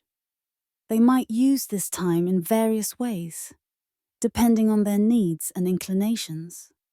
Some might return to the church for private prayer, kneeling before a side altar or sitting quietly in their choir stalls. Others might go to the cloister to walk and meditate as the last light faded from the sky.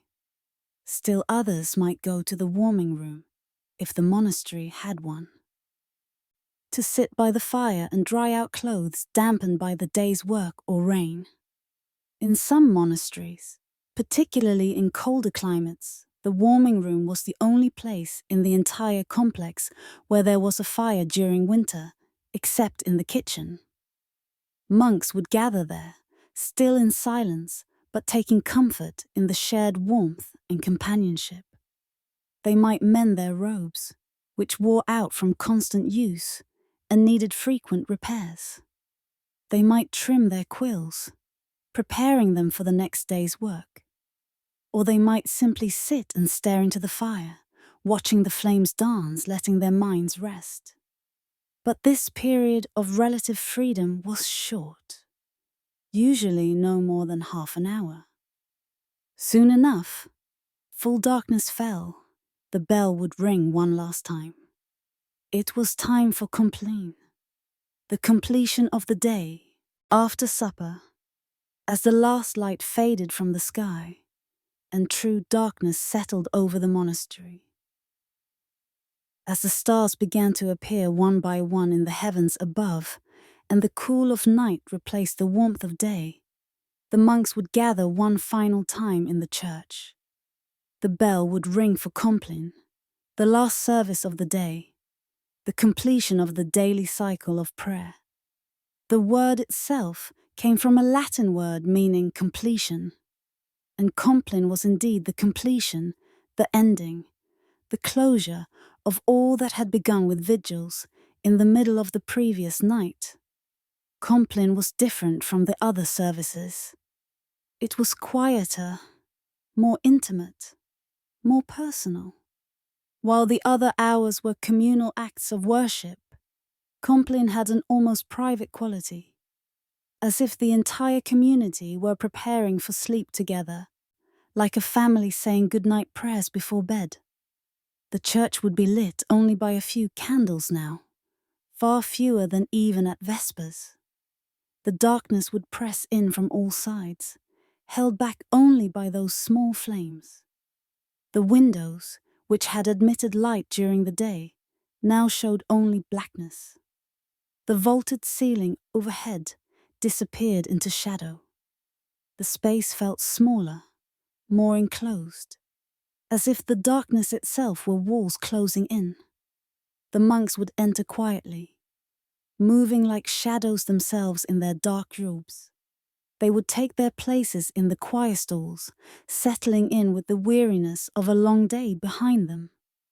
There would be an extra quietness to their movements, an extra care not to make unnecessary noise, as if the approaching sleep had already begun to slow and soften everything. The service would begin, as always, with the opening blessing.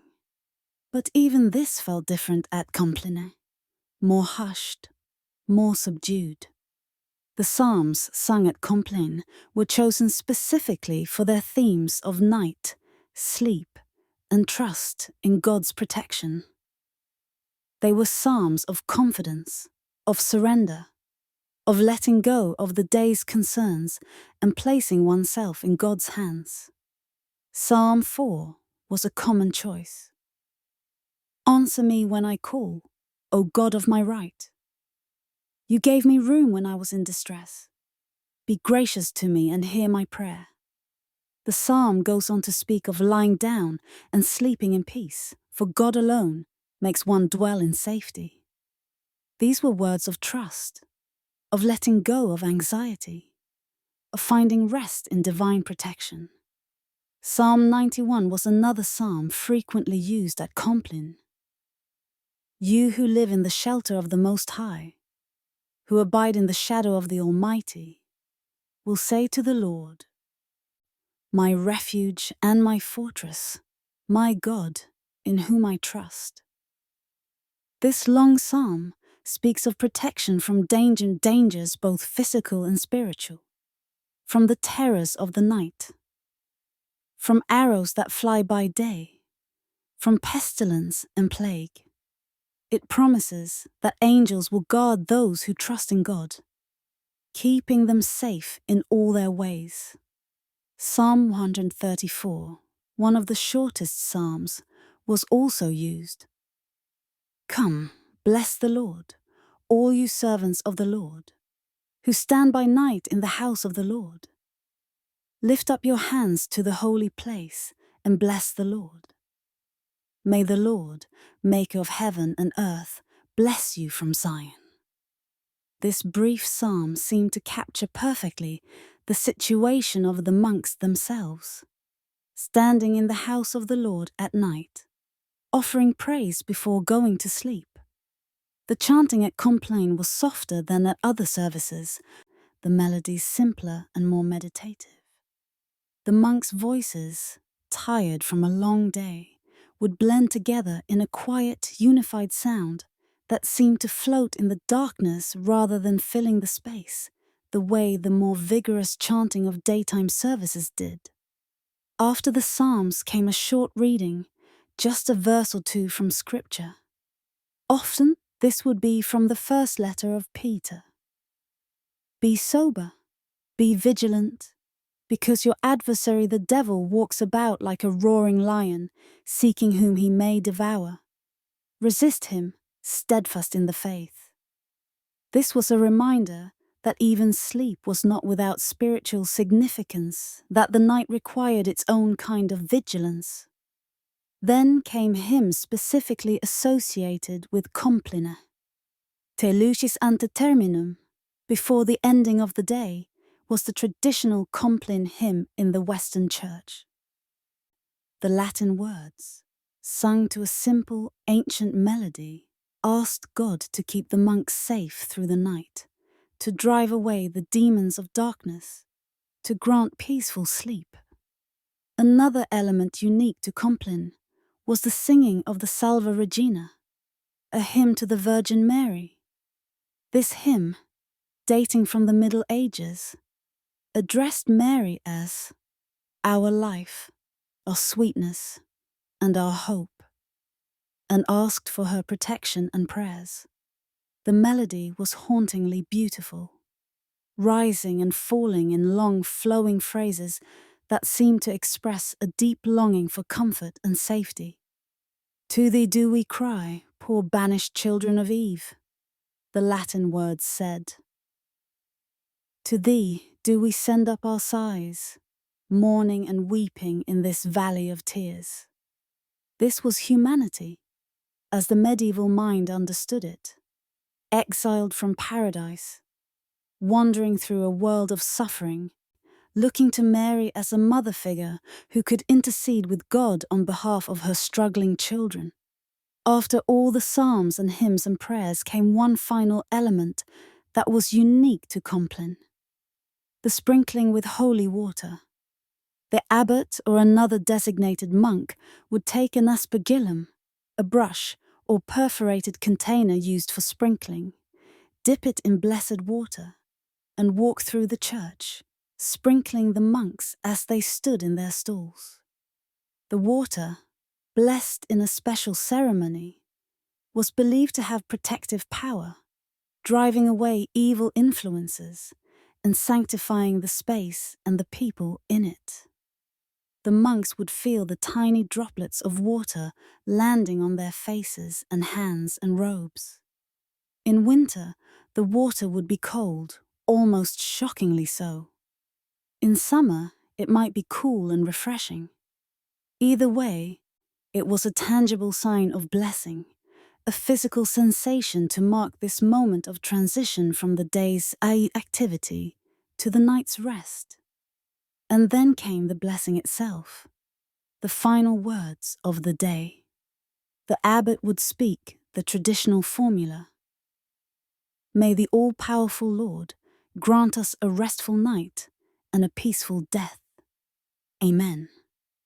The words peaceful death might seem morbid to modern ears, but they reflected the medieval understanding that every night's sleep was a kind of small death, a letting go of consciousness, and that one never knew if one would wake again. With those words, the service was complete. Compline was finished. The day was over. But something important was just beginning. The Great Silence. The Great Silence was not just an extension of the regular silence that governed most of monastic life. It was a deeper, more profound silence. A silence that was absolute, except in cases of genuine emergency. From the end of compline until after the morning services the next day, no monk was to speak at all, for any reason, under any circumstances. During the day, there were times and situations when speech was permitted. In the chapter meeting, monks could discuss community business. In the cloister after meals, brief practical conversations were allowed. A monk could ask a question about his work assignment or inform another monk of something that needed attention. But during the Great Silence, even these minimal communications ceased. There was to be no speech whatsoever. The Great Silence began the moment Compline ended. The monks would not exchange good nights, would not whisper brief comments to their neighbors, would not make any sound at all. They would simply rise from their places in the choir stalls and begin the process of leaving the church and retiring to the dormitory. They would process out in order, the newest monks first, the oldest monks last. They would walk through the darkened monastery, perhaps carrying small lamps or candles to light their way. Though many knew the path so well that they could navigate in complete darkness, they would climb the stairs to the dormitory, their footsteps echoing softly on stone steps, worn smooth by centuries of use. In the dormitory, they would go to their assigned beds. They would remove only their outer garments, the heavy woolen habits that they wore over their tunics. The tunics themselves they would keep on, for it was too cold to sleep without them, and also because they would need to dress quickly when the bell rang for vigils in just a few hours. They would lie down on their simple mattresses, pull their rough blankets over themselves, and compose themselves for sleep. There would be no reading in bed, no lying awake thinking or worrying, or at least they were not supposed to. The rule was clear. When Compline ended, one was to go to bed and sleep, conserving energy for the next round of prayers and work. But of course, human nature being what it is, not every monk fell asleep immediately. Some might lie awake for a while, their minds still active despite their body's exhaustion. They might think about the day just ended, reviewing their actions, wondering if they had done well or poorly in their various tasks. They might think about tomorrow and what it would bring at day. Though tomorrow would be much like today, and today had been much like yesterday, some might pray silently, continuing in private the prayers that had just concluded in the church.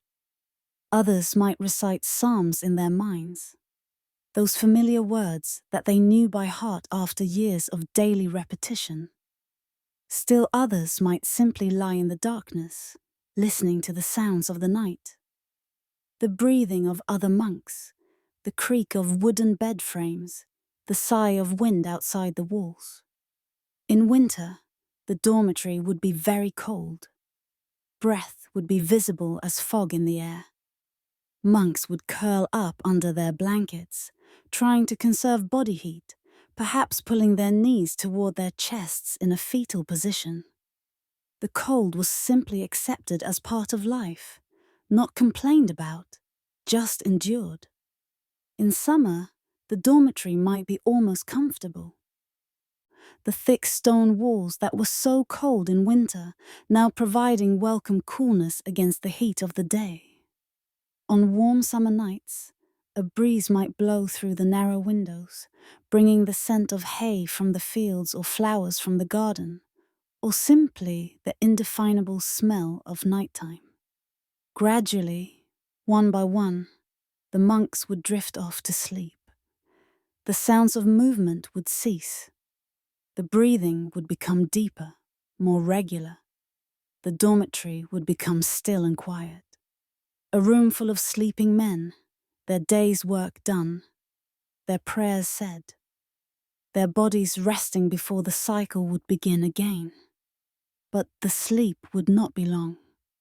In just a few hours, perhaps 3 or 4, perhaps even less, the bell would ring again for vigils, and the monks would rise in the darkness, and the routine would begin anew. The same psalms, the same prayers, the same work, the same meals, day after day, year after year, the same unchanging pattern. This was the Great Silence. This night, that was not really a night of rest, but just a brief pause in the continuous cycle of prayer and work. This was the completion that was also a new beginning. This was the ending that made possible the next start. This was Compline, and this was how medieval monks ended their days, with prayer and silence and the trust that God would watch over them through the night. Of course, this description of a single day does not capture the full texture of monastic life, because monastic life was not just about the daily routine. The day repeated, yes, but it repeated within larger cycles, larger rhythms that gave variety and meaning to what might otherwise have been simple monotony. The most important of these larger rhythms was the liturgical year, that cycle of seasons and feast days that structured Christian worship throughout the medieval world.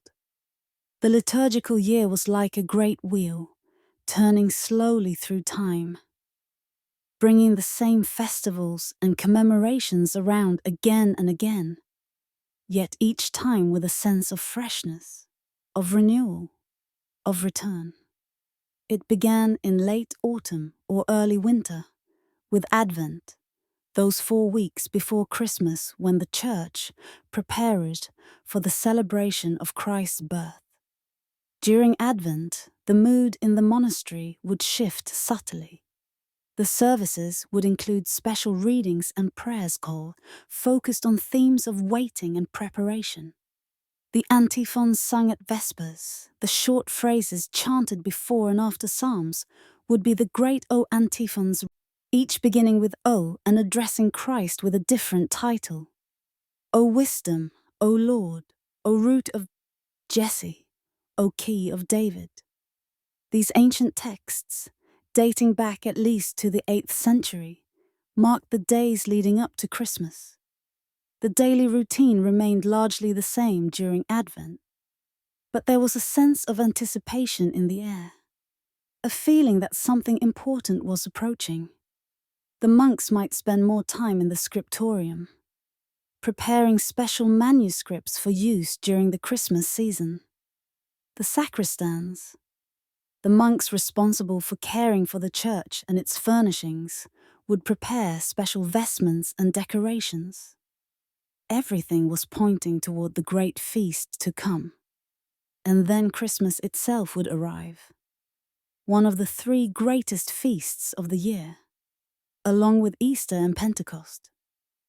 Christmas was a break from the normal routine, a time when even the austere life of the monastery softened slightly.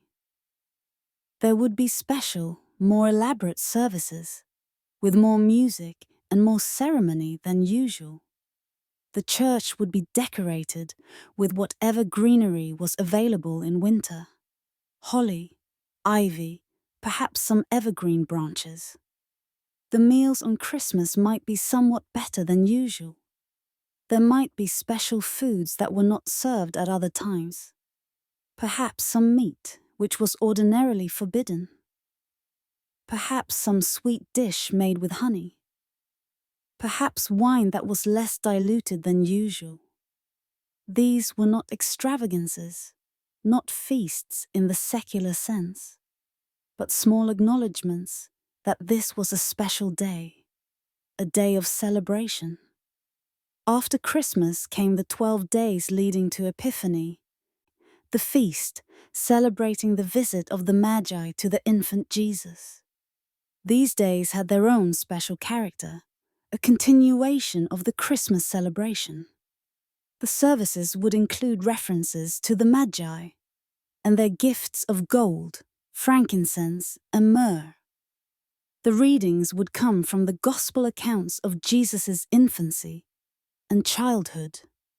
After Epiphany came what was called ordinary time, those weeks when there were no major feast days, when the liturgical calendar simply moved forward week by week through the Gospels and other scriptural readings. This was a time when the routine was most purely itself, without the special preparations or celebrations that marked the major feasts. But even ordinary time was not unchanging. Winter itself brought changes to the rhythm of life. The short days meant that more of the monks' waking hours were spent in darkness. Work that could only be done in daylight had to be compressed into fewer hours. The cold affected everything. Food tasted different. Work felt harder. Sleep was less comfortable.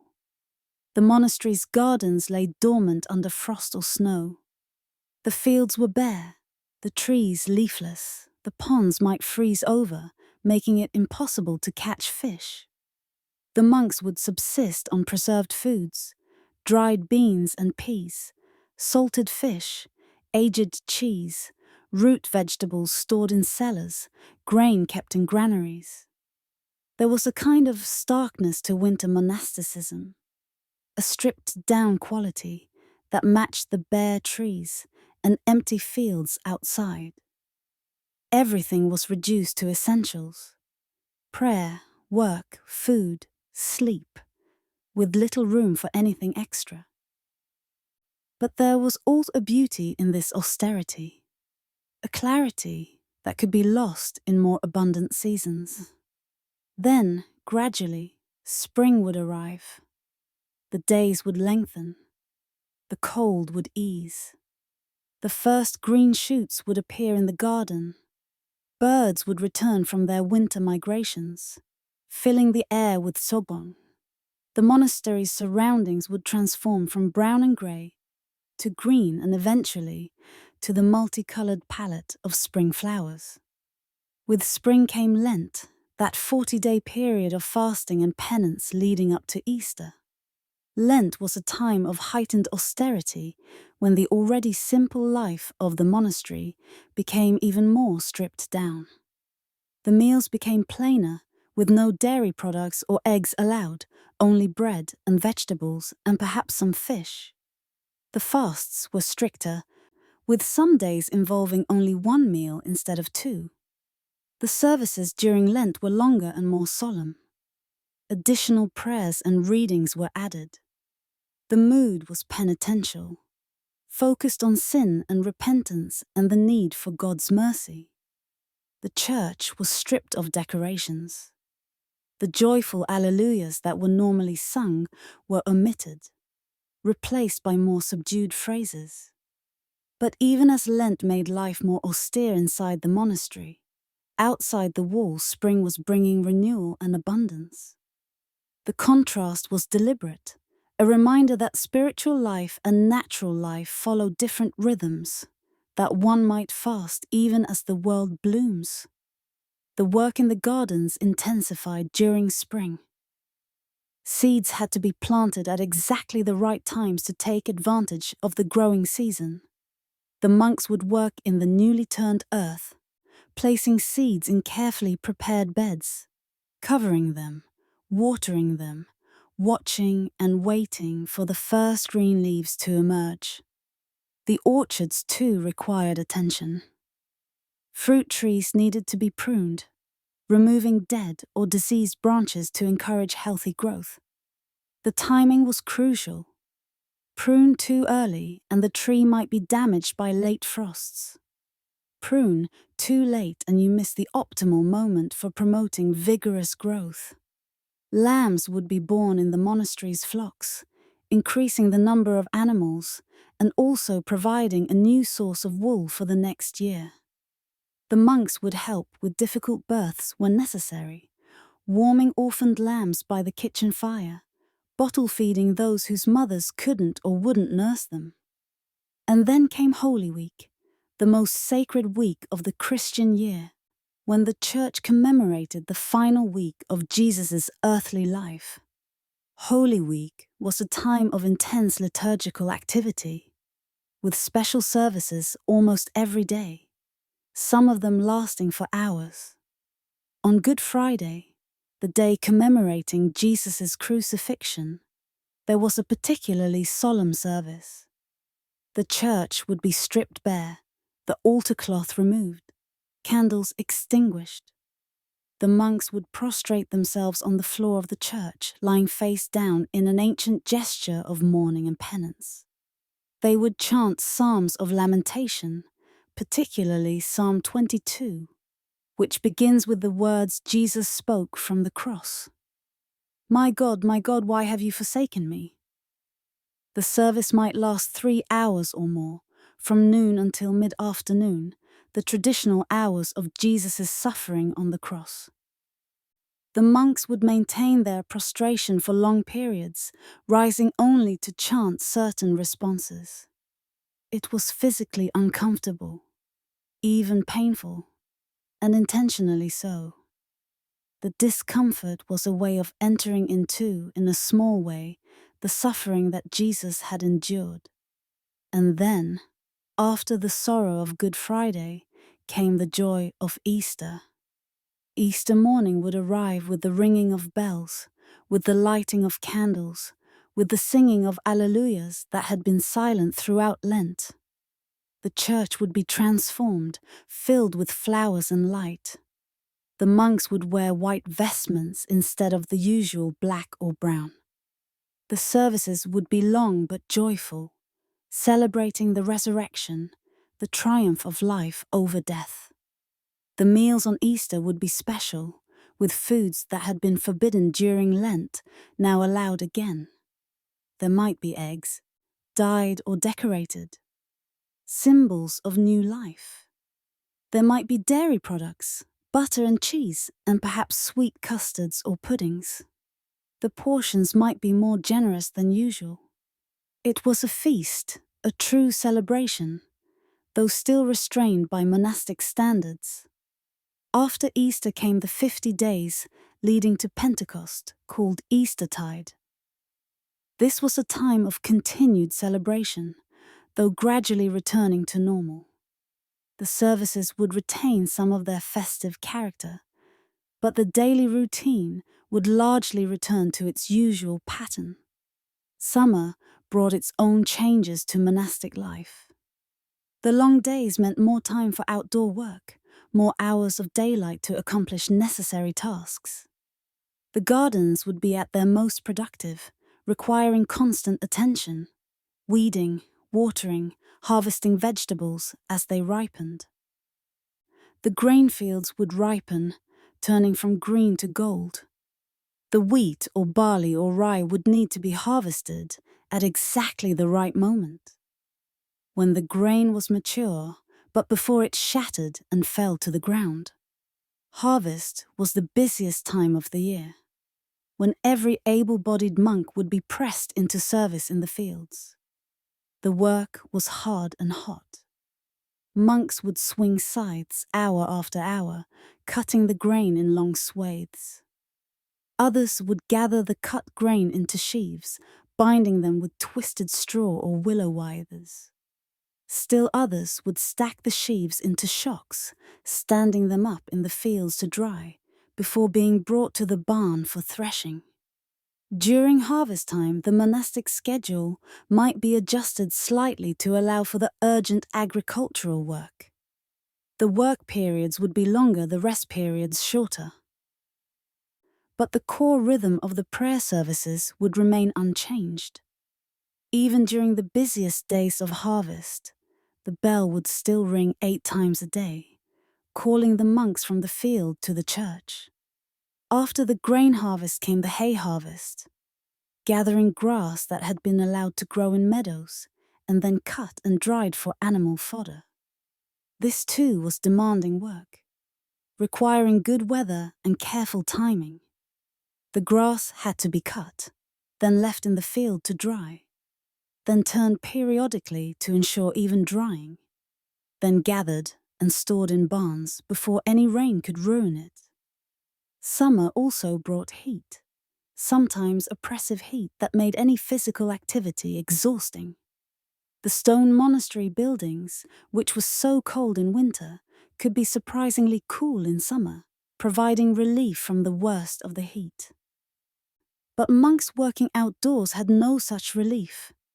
They would work in the full sun, sweating through their robes, longing for the evening cool. As summer turned to autumn, the work would shift to different tasks. Apples and pears in the orchards would ripen and need to be harvested. Some would be eaten fresh, a rare treat of seasonal fruit. Others would be cut and dried for use throughout the year. Still others might be pressed for cider, which would ferment into a mildly alcoholic drink that could be stored and consumed over the winter months. Vegetables that could be stored needed to be harvested and properly preserved. Onions and garlic would be braided and hung in dry places. Root vegetables like turnips and parsnips and beets would be packed in sand or straw in cool cellars. Cabbage might be made into sauerkraut, fermented for preservation. Beans and peas that had been left to dry on the vine would be gathered and threshed, the dried seeds stored for winter meals and for next year's planting. Autumn was also a time for slaughtering animals that wouldn't be kept through the winter. While monasteries generally prohibited the eating of meat, some exceptions were made, and in any case, animals that were too old or weak to survive winter might be killed, and their meat salted or smoked for preservation. The hides would be saved for making into leather. The fat would be rendered into tallow for candles. Nothing was wasted. As autumn progressed and winter approached again, the cycle would complete itself. The days would shorten once more. The cold would return. The gardens would be put to bed for winter, with the last vegetables harvested and the beds covered with mulch to protect them from frost. The monastery would once again turn inward, preparing for the long dark months ahead. And through all of this, through all the changes of season and feast days, the daily routine continued. 8 times a day, the bell would ring. The psalms would be chanted, the same psalms in the same order, cycling through week after week. The meals would be eaten in silence. The work would be done. The great silence would fall each night after Compline. The seasons brought variety, yes, but it was variety within an unchanging framework. The routine was the constant, and the seasonal changes were simply different contexts within which that same routine played out. A monk who had been in the monastery for decades would have seen the cycle repeat itself dozens of times, each year similar to the last, yet each year also unique, with its own small variations, its own particular weather, its own specific challenges and blessings. We have spoken of monks as if they were all identical, all following the same routine, all thinking the same thoughts, all experiencing monastic life in the same way. This was, in a sense, the ideal that monastic life aimed for: to submerge the individual into the community, to let go of personal desires and preferences and quirks, to become simply one monk among many, indistinguishable from one's brothers. But of course, this ideal was never fully realized, because monks were human beings, and human beings are irreducibly individual. They come from different backgrounds, have different temperaments, possess different talents and skills. They respond differently to the same circumstances. What brings peace to one person might bring frustration to another. What seems easy to one might seem impossibly difficult to another. The rule of Saint Benedict acknowledged this diversity. It was not a rigid, one-size-fits-all set of instructions that assumed all monks were identical. Instead, it contained provisions for different situations and different needs. It recognized that some monks would be naturally inclined toward the contemplative life, while others would struggle with it. It made allowances for the young and the old, the strong and the weak, the healthy and the sick. For instance, The rule specified that younger monks and the elderly should receive more food than the standard rations, recognizing that growing bodies and aging bodies had different nutritional needs. It allowed monks who were sick to eat more frequently than the standard 2 meals per day, and even to eat meat if necessary for recovery, despite the general prohibition on meat eating. The abbot, according to Benedict's rule, was supposed to know each monk individually, to understand his particular strengths and weaknesses, to assign work and responsibilities accordingly. A monk with a beautiful singing voice might be chosen to lead the chants. A monk with skill in painting might be assigned to illuminate manuscripts. A monk with a gift for organization might serve as the cellarer, managing the monastery's supplies and resources. But even these special roles and individual accommodations were understood within the larger framework of service to the community. A monk did not sing well for his own glory, to show off his talent, or to gain recognition. He sang for the glory of God and for the edification of his brothers. He did not paint beautiful images because he enjoyed the work or wanted to express himself creatively. He painted to create books that would aid in worship and study. This tension between individuality and conformity was one of the central challenges of monastic life. On the one hand, the monastery required a high degree of uniformity. Everyone followed the same schedule, wore the same robes, ate the same food, slept in the same type of bed, prayed the same prayers. There was no room for personal preferences or individual choices in most areas of life. On the other hand, human beings simply cannot be made uniform, no matter how much external conformity is imposed. Each monk would experience the monastic routine differently, find different aspects of it easy or difficult, respond to it in his own unique way. Some monks might have found their deepest connection to God in the communal prayer of the services, in the sound of many voices chanting together, in the beauty of the liturgy and the music. For these monks, the 8 daily services were not a burden to be endured, but a joy to be anticipated. They might even feel disappointed when illness or some other circumstance kept them from attending. Others might have found their deepest spiritual experiences not in communal prayer, but in the silence of private devotion. They might slip into the church between services to kneel before a side altar, pouring out their hearts to God in wordless prayer. Or they might find God in the solitude of work, in the long hours spent alone in the garden or the scriptorium, where the mind could be quiet and receptive. Still others might have found God in study, in wrestling with difficult theological questions, in reading the works of earlier Christian thinkers, and trying to understand the deep mysteries of faith. For these monks, the time spent in the library or studying in their cells was not secondary to the time spent in church, but equally important, another way of seeking truth. And some, undoubtedly, struggled to find God at all, at least in the ways they had expected or hoped. They might go through all the motions of monastic life, attending all the services, doing all the work, following all the rules, and yet feel nothing, or feel only emptiness, or doubt, or frustration. The medieval mystics wrote extensively about this experience, which they called the dark night of the soul. This was a period, sometimes lasting months or even years, when God seemed absent, when prayer felt hollow, when the whole monastic enterprise seemed meaningless.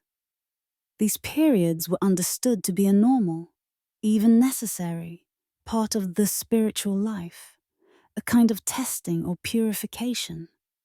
The important thing, according to the spiritual writers, was to continue the practice even when it felt empty, to keep attending the services even when you felt nothing, to keep praying even when the words seemed to go nowhere, to maintain the discipline even when you couldn't see the point. This was faith in its purest form, continuing not because you were rewarded with good feelings or spiritual consolations, but simply because you had committed to this path. Different monks also had different struggles with the particular demands of monastic life. Some found the silence relatively easy, even congenial, and struggled more with other aspects. Others found the silence almost unbearable, felt a constant urge to speak, to explain themselves, to share their thoughts and opinions. For these monks, the discipline of silence was a daily battle. Some monks struggled with the early morning rising for vigils, never quite adjusting to being awakened in the middle of the night. They would drag themselves from bed, stumble to the church half asleep, and spend the whole service fighting to stay awake. For them, this was the hardest part of the routine, the part that required the most effort and discipline. Others had no trouble with early rising, but struggled with different aspects. Some found the repetitive manual labor mind-numbing, longed for more intellectual stimulation. Others found intellectual work frustrating, preferred the straightforward physicality of working with their hands. Some struggled with patience, always wanting to move faster, do more, accomplish something significant. Others struggled with sloth, finding it hard to motivate themselves even for assigned tasks.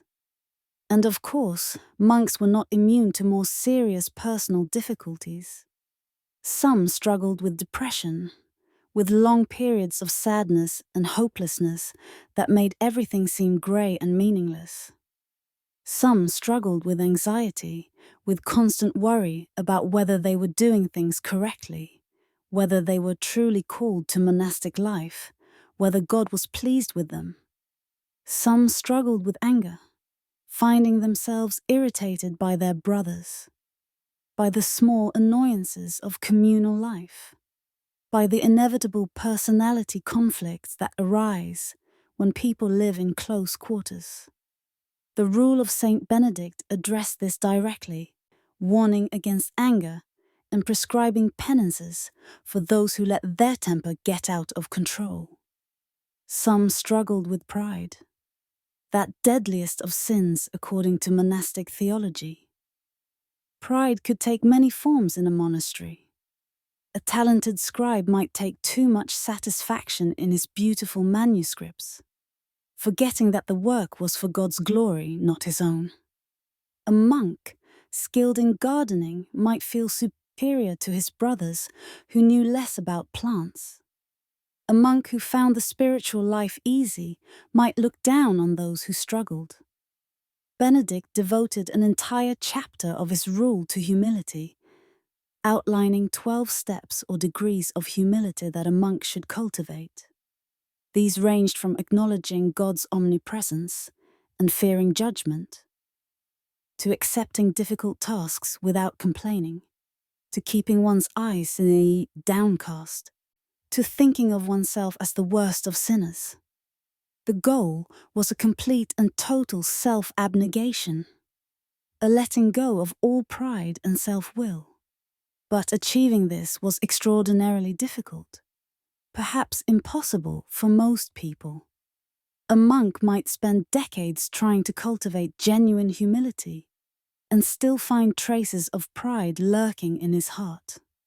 He might catch himself feeling pleased when his work was praised, or resentful when it was criticized, or secretly superior when he compared himself favorably to another monk. The monastery also had to deal with more serious problems. Occasionally, a monk might reveal himself to be simply unsuited for monastic life. He might be chronically disobedient, refusing to follow rules or accept corrections. He might be so disruptive that he undermined the peace of the whole community. He might even commit serious offenses, theft, violence, sexual misconduct. The rule provided procedures for dealing with such situations. First would come private admonishment from the abbot. If that didn't work, public correction in the chapter meeting. If that didn't work, various penances.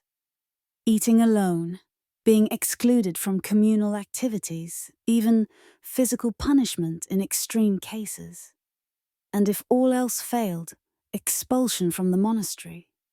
But expulsion was seen as a last resort, a failure on the part of the community as much as on the part of the individual monk.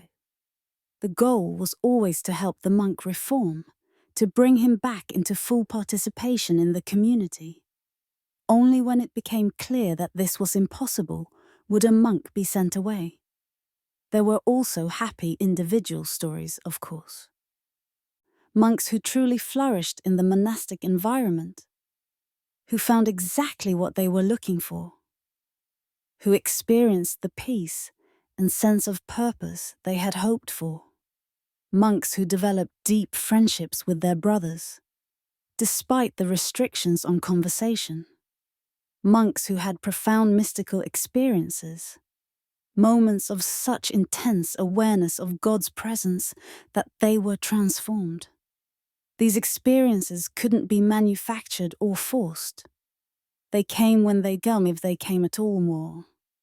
But when they did come, they validated the entire enterprise, confirmed that this strange life of bells and silence and repetition was indeed a path to something real and valuable. An old monk, one who had been in the monastery for 50 years or more, would have accumulated decades of experience with the routine. He would know the Psalms so well that he could chant them without thinking, freeing his mind to meditate on their meaning, or to pray wordlessly while his mouth formed the familiar words. He would know every corner of the monastery, every stone in the pavement of the cloister, every tree in the orchard. He would have seen many younger monks come and go. Some would have stayed, grown old alongside him, become his friends in the particular way that monastic friendship worked. Deep but largely silent, others would have left, unable to sustain the discipline, drawn back to the world outside the walls. Still others would have died, their bodies buried in the monastery cemetery, their places in the choir stalls taken by newcomers. He would have witnessed the cycle of the seasons repeat itself dozens of times. He would have celebrated 50 Easters, 50 Christmases. He would have harvested 50 crops, seen 50 springs arrive, and each year would have been both identical to and different from the years before, familiar yet always somehow new. And when his own death approached, when his body finally gave out after decades of early rising and hard work and insufficient comfort, he would die as he had lived, in the monastery, surrounded by his brothers, following the same routines until the very end. His death would be seen not as a tragedy, but as a completion, a finishing of the race, a return to God after a life spent in service and prayer. While monks sought to separate themselves from the world, to create a space apart where they could focus entirely on God and the spiritual life, the monastery was never truly isolated and known. It was part of the surrounding society, connected to it in numerous ways, serving functions that went far beyond the purely religious. Understanding these connections helps us see how monastic life fit into the larger medieval world. For one thing, monasteries were centers of hospitality. This was not optional or occasional, but required by the rule of Saint Benedict itself. All guests who present themselves are to be welcomed as Christ, Benedict wrote, for he himself will say, "I was a stranger and you welcomed me."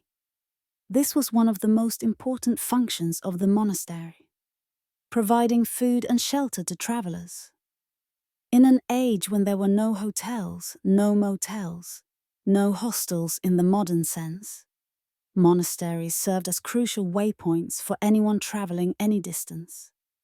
A merchant traveling from one town to another, a pilgrim journeying to a holy site, a messenger carrying letters or news, a craftsman seeking work in a different region. All of these people might stop at a monastery for a night or several nights, knowing they would be received and cared for. Most monasteries maintained a guest house, a separate building or section of the monastery, specifically for hosting visitors. This was necessary both for practical reasons. The monastery needed space to house potentially large numbers of guests, and for spiritual reasons. The monks' own living quarters, particularly the dormitory and the cloister, were supposed to be places of silence and seclusion. Having guests wandering through these spaces would disrupt the monastic routine. The guest house would be managed by a monk called the guest master, whose responsibility was to welcome visitors, provide them with food and beds, and attend to their needs. This was considered a particularly important role, requiring someone with good judgment and interpersonal skills. Since the guest master would interact extensively with people from outside the monastery, guests would typically arrive at the monastery's gates and ring a bell or knock to announce their presence. The porter, the monk responsible for managing their entrance, would greet them and summon the guest master. The guest master would welcome them, often washing their feet in an ancient gesture of hospitality, and then show them to the guest house. Food would be provided, usually similar to what the monks themselves ate, though sometimes with additional items.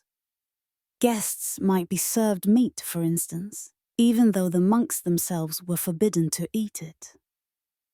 There would be bread, ale or wine, perhaps some fruit or cheese.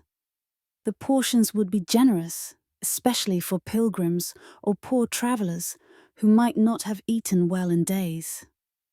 These guests brought news from the outside world, stories of wars and politics, of kings and nobles, of plagues and famines and good harvests, of all the constant change and turmoil that characterized medieval life. The monks would hear these stories, perhaps while serving food in the guest house, perhaps during brief conversations in the cloister, and then return to their unchanging routine, their world of bells and silence and eternal repetition. For the monks, this contact with travelers was both a window to the larger world and a reminder of why they had chosen to withdraw from it. The stories of violence and conflict, of greed and ambition, of all the complications of worldly life, would confirm their sense that they had made the right choice in seeking a different path. But monasteries also had more active connections to the outside world. They were centers of charity, distributing food and sometimes money to the poor. On certain days of the week, or at certain seasons of the year, the poor would gather at the monastery gates. Monks would distribute bread, soup, perhaps small amounts of money or clothing.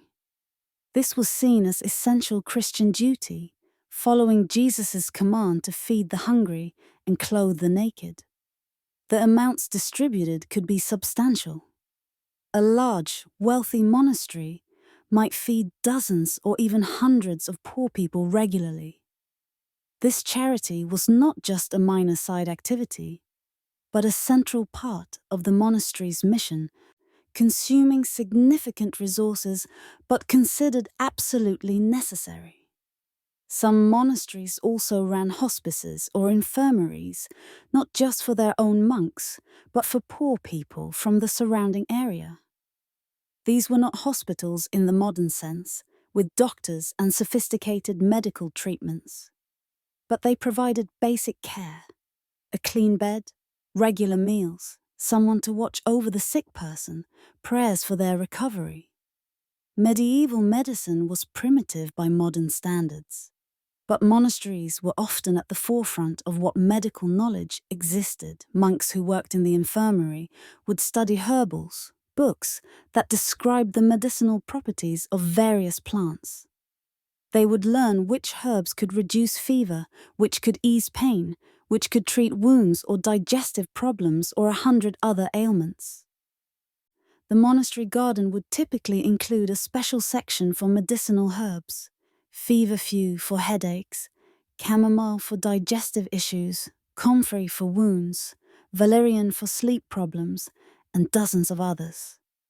The monks would harvest these herbs, dry them, and prepare them as needed for teas, poultices, ointments, and other remedies. Some monasteries ran schools, teaching boys to read and write in Latin, providing the only education available to many people. These schools served multiple purposes. Some boys were being trained to eventually become monks themselves, entering as novices in their early teens. Others were being educated for careers in the church more broadly, perhaps as priests in parish churches or as clerks in bishops' administrations. Still others were being given a basic education that would serve them in secular careers. The ability to read and write Latin was valuable for anyone who would work in law, commerce, or government. Even nobles, who might learn military skills from their fathers, would often send younger sons to monastic schools to learn their letters. These schools brought a different kind of energy into the monastery. Boys are not naturally quiet or still, and a classroom full of them would be noisy, active, sometimes chaotic. The monk serving as teacher would have to maintain discipline, using encouragement and sometimes punishment to keep his students focused on their lessons. The boys would learn the basics of Latin grammar, reading from simple texts and gradually progressing to more difficult ones. They would practice writing, first just forming letters, then words, then eventually sentences and paragraphs. They would learn some arithmetic, using Roman numerals. They might learn some music, as singing was an important skill for church services. The presence of a school meant that the monastery was not entirely a world of silence and contemplation. At certain hours, the sound of boys reciting their lessons or singing their practice scales would be heard. This was accepted as part of the monastery's mission, part of its service to the larger community. Monasteries were also economic entities, and significant ones. They owned land, sometimes vast amounts of it. A wealthy abbey might own thousands of acres, including fields, forests, mills, fish ponds, and even entire villages. This land needed to be managed, and while monks did some of the work themselves, much of it was done by lay workers, farmers who rented land from the monastery, laborers employed by the monastery, tenants who paid rent in money or in kind. The monastery's estates would produce grain, livestock, timber, fish, and other products. Some of this would be consumed by the monastic community itself, but much would be sold, generating income that supported the monastery's operations. A large monastery was like a small corporation, with complex financial operations, accounts to be kept, contracts to be negotiated, disputes to be settled. The cellarer, the monk, responsible for managing the monastery's resources, would oversee all of this. He would need to keep careful records of the income and expenses of grain stores and wine cellars, of tools and equipment. He would deal with merchants, purchasing things the monastery couldn't produce itself: salt, iron, spices, perhaps exotic items like pepper or sugar or silk. This meant that even monasteries that emphasize poverty and withdrawal from the world were inevitably entangled in economic relationships with that world. They might preach the vanity of material wealth, but they needed material resources to survive. They might counsel detachment from worldly concerns, but someone had to worry about whether the harvest was good, whether the grain prices were favorable, whether the monastery's income would cover its expenses. Some monasteries were very wealthy indeed, with beautiful buildings, extensive lands, valuable treasures. Others were much poorer, struggling to make ends meet, always on the edge of financial crisis. But regardless of their wealth or poverty, all monasteries had to engage with economic realities in ways that sometimes sat uncomfortably with their spiritual ideals. Monasteries also played important roles in their local regions. They were often the largest employer in an area, providing work for dozens or hundreds of people. They were centers of craft production, brewing ale, making cheese, weaving cloth, working metal, creating all sorts of goods both for their own use and for sale. In some cases, monasteries pioneered new techniques or technologies. The Cistercian order, for instance, became famous for their sophisticated water management systems, using mills and channels and dams to power various kinds of machinery. They were also innovators in agriculture, developing improved methods of cultivation and animal husbandry. The presence of a monastery could shape the development of an entire region. Villages would grow up near monastery gates, populated by people who worked for the monastery or sold goods to it, or provided services to travelers visiting it. Roads would be built or improved to provide access. Markets would be established. The monastery would be an anchor, a stable institution around which other activities organized themselves. Monasteries also served as repositories of records and documents. In an age when most people couldn't read or write, when paper was unknown and parchment was expensive, the ability to create and store written documents was valuable. Landowners would have the monastery keep copies of important documents, wills, property transfers, contracts. The monastery archive would become a record of the region's history, preserving information that would otherwise be lost. And monasteries were cultural centers, maintaining libraries that were often the only places for miles around where books could be found. These libraries might contain dozens or even hundreds of volumes, an extraordinary collection in an age when books were rare and precious. There would be Bibles and biblical commentaries, works of theology and philosophy, lives of saints, histories, even some classical literature. Scholars might visit the monastery specifically to consult these books. A priest preparing a sermon might come to read the commentaries on a particular biblical passage. A teacher might come to copy a text he needed for his students. A nobleman interested in history might come to read chronicles of past events.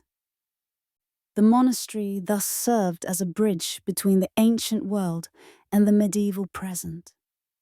Through their libraries and scriptoriums, monasteries preserved texts that had been written centuries earlier, keeping alive knowledge and ideas that might otherwise have disappeared. And through their schools and guest houses and other interactions with the outside world, they transmitted this knowledge to new generations. All of this meant that monks, even as they pursued lives of withdrawal and contemplation, remained connected to the world they had nominally left behind. They might live according to a routine that seemed to exist outside of time, unchanging and eternal. But they lived within time, affected by the events and changes happening beyond their walls, affecting those events and changes in turn through their various activities and influences.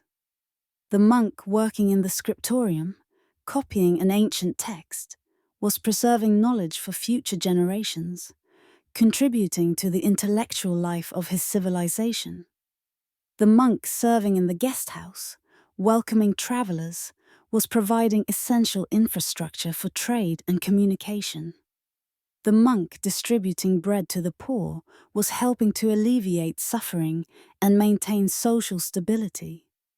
The monk teaching in the school was educating the next generation, preparing them for roles in church and society.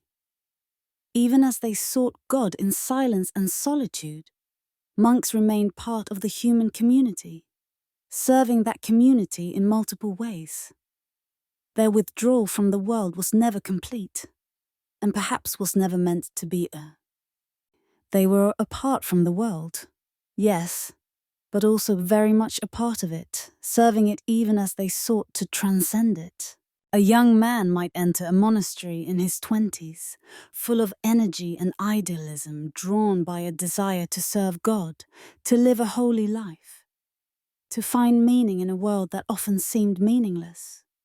He would take his vows, promising stability, to remain in that monastery for life. Obedience, to follow the rule and the abbot's direct directions, and conversion of life, to continuously turn away from worldly values toward godliness. And then he would begin the routine. The prayers, the work, the silence, the bells marking the hours. Those first years would be challenging.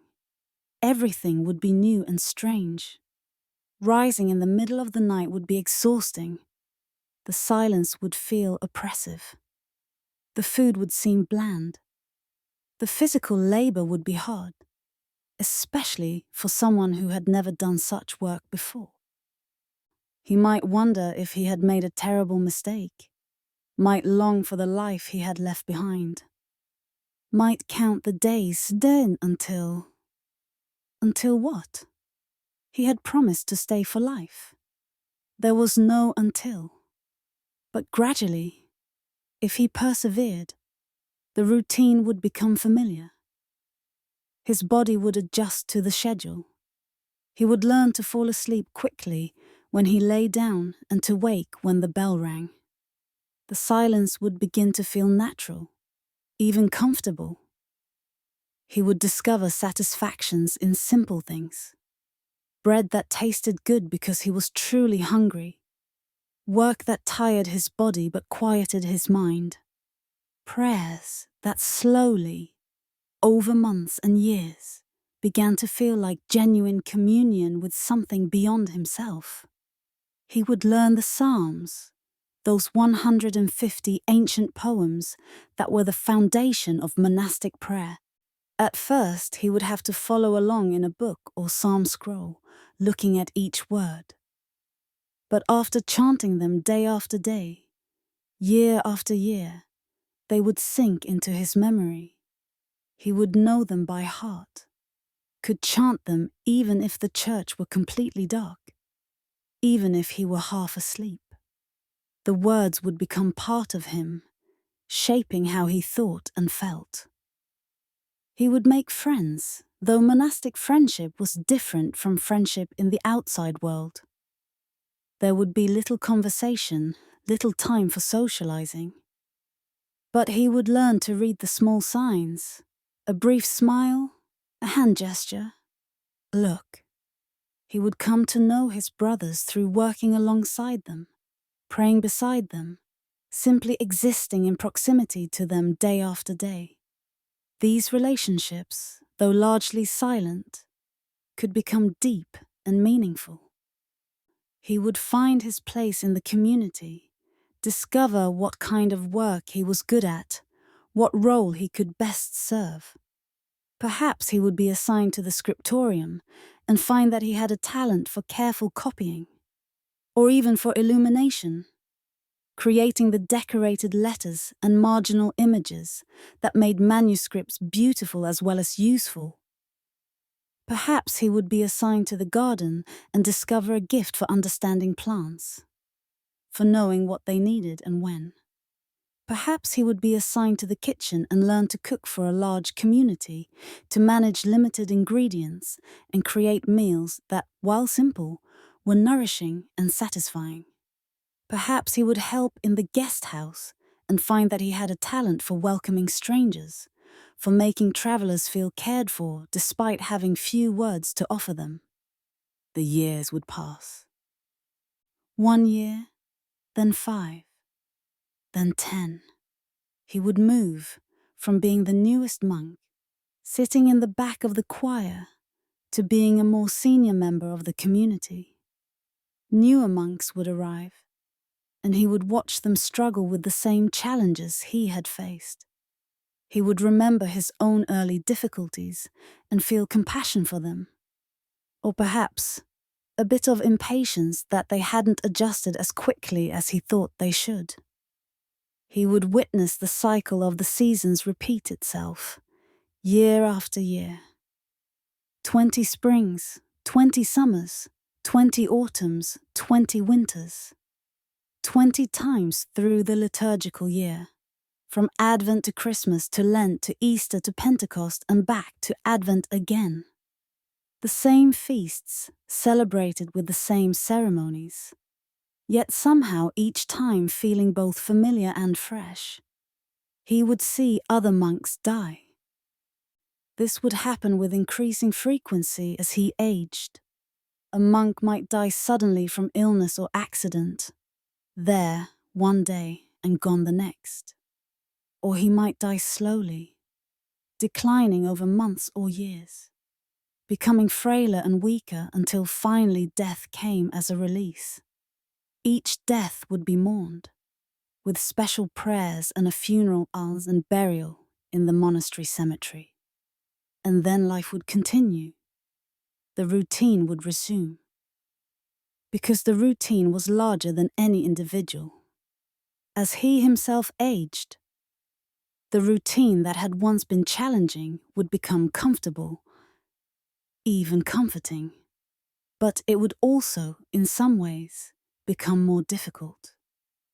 His body would not respond as it once had. His knees, which had knelt on stone floors tens of thousands of times over the decades, would ache.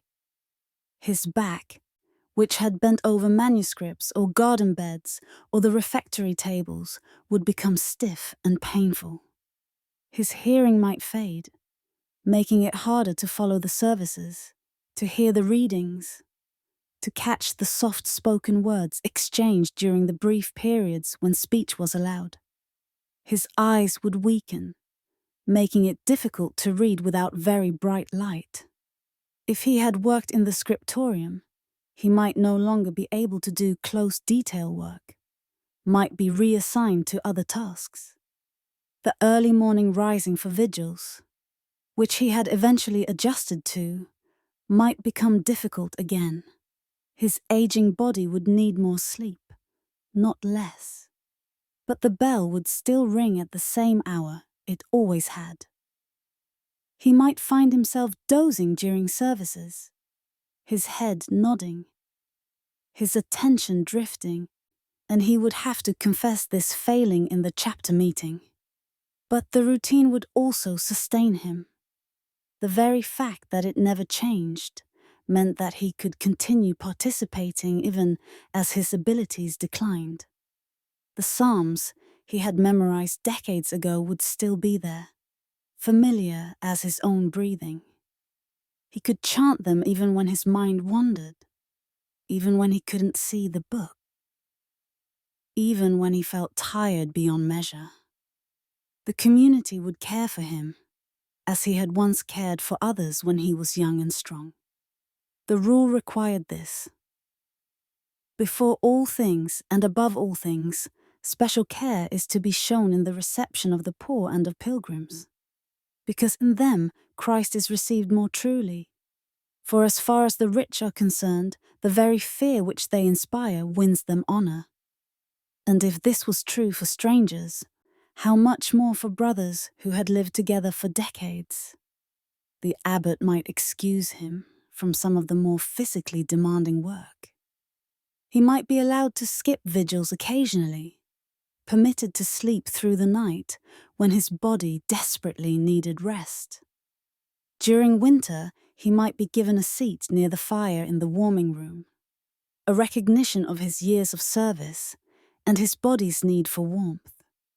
He might be assigned to lighter duties, perhaps tending a small section of the herb garden, work that could be done at his own pace, that allowed for frequent rests, perhaps helping in small ways in the kitchen, chopping vegetables while sitting on a stool rather than standing, perhaps simply praying in the church during the hours when others were doing heavy labor. His prayers considered as valuable as any physical work. He would become one of the senior monks, one of those who sat near the front in the choir stalls, who entered last in processions, who had earned respect simply by the length of time they had persevered in the monastic life. Younger monks would look to him for guidance, would ask questions about how things should be done, would value his experience and wisdom.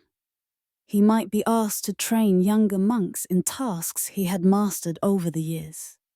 A young monk assigned to the scriptorium might be paired with him, learning the art of preparing parchment, cutting quills, mixing ink, forming letters. The old monk would teach, not through lengthy explanations, for speech was limited, but through demonstration and patient correction, showing the young monk again and again until the techniques became natural. Or he might teach about plants, showing a young monk which herbs could be used for which purposes, how to recognize diseases in plants, when to harvest for maximum potency. Or he might teach about the liturgy, explaining the meaning of different ceremonies, why things were done in particular ways, what the ancient customs and traditions meant. This teaching was itself a form of continuity, a way of passing on knowledge and skills that had been passed to him decades earlier. The monastery as an institution was perpetual, but the individual monks were mortal. The only way for the monastery to continue was for each generation to teach the next, to transmit not just information, but a whole way of life, a set of values and practices and understandings. As he grew older still, his world might gradually shrink. He might no longer be able to walk easily from the dormitory to the church, might need assistance. He might spend most of his time in the infirmary, that section of the monastery set aside for sick and elderly monks. Here, the routine would be relaxed even further. He would not be expected to attend all the services, though someone might come and help him to church for major feasts if he was able. He would be fed more frequently, given softer foods that were easier for his failing teeth to chew. He might be given extra blankets, additional warmth, any small comfort that could ease his declining years. His brothers would attend to him with patience and kindness, washing him when he could no longer wash himself, helping him to relieve himself when he became incontinent, sitting with him when he became too weak to rise from his bed. This care for the elderly and sick was not seen as a burden, but as a privilege, an opportunity to serve Christ directly. Benedict had written in the rule, care of the sick must rank above and before all else, so that they may truly be served as Christ. And elsewhere, especially should there be the greatest solicitude for the young and for the old. When death finally approached, when it became clear that his days were numbered, the whole community would gather around him, They would pray with him and for him, commending his soul to God. They would remind him of God's mercy, of the promise of eternal life, of the hope of resurrection. They would assure him that he had lived a good life, had served faithfully, had run the race and finished the course. If he was still conscious, he might make a final confession, might speak to his brothers one last time, might ask for their prayers and forgiveness for any ways he had failed them over the years. If he was beyond speech, they would pray anyway. Their voices, the last sound he heard as he slipped away. When death came, it would be met with sorrow, but also with a kind of peace.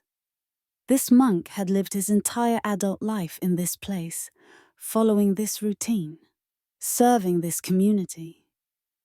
He had done what he set out to do.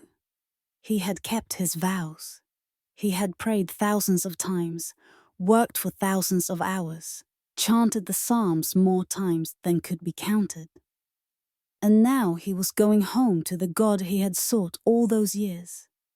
His body would be washed and prepared, wrapped in his monastic habit.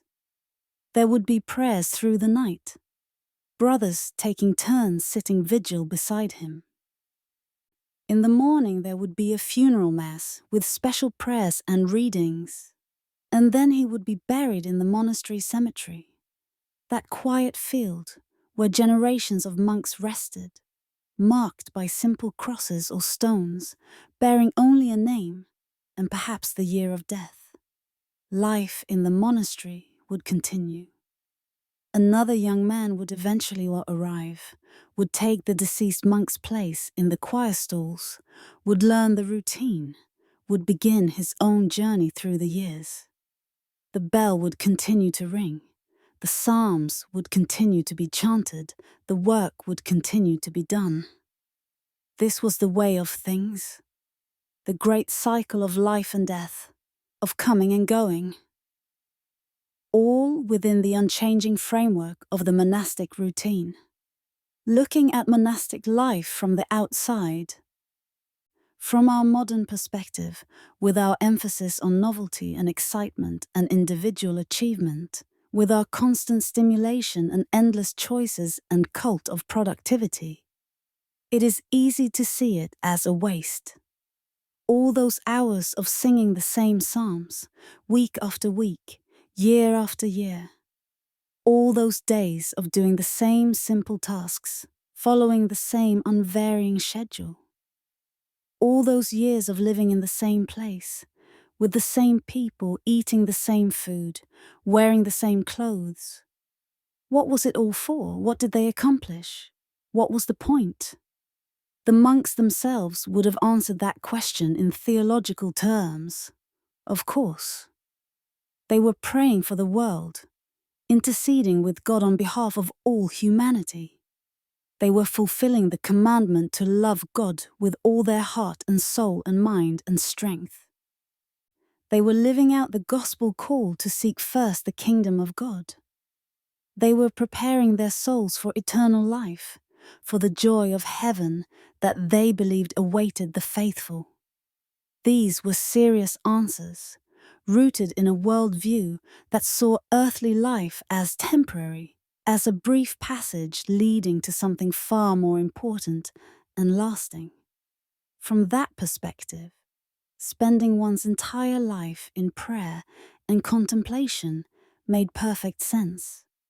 What could be more rational than focusing on the eternal rather than the temporary, on the soul rather than the body, on God rather than the world? But there might also be a simpler answer, one that has less to do with theology and more to do with human psychology, one that might resonate even with people who don't share the medieval Christian worldview.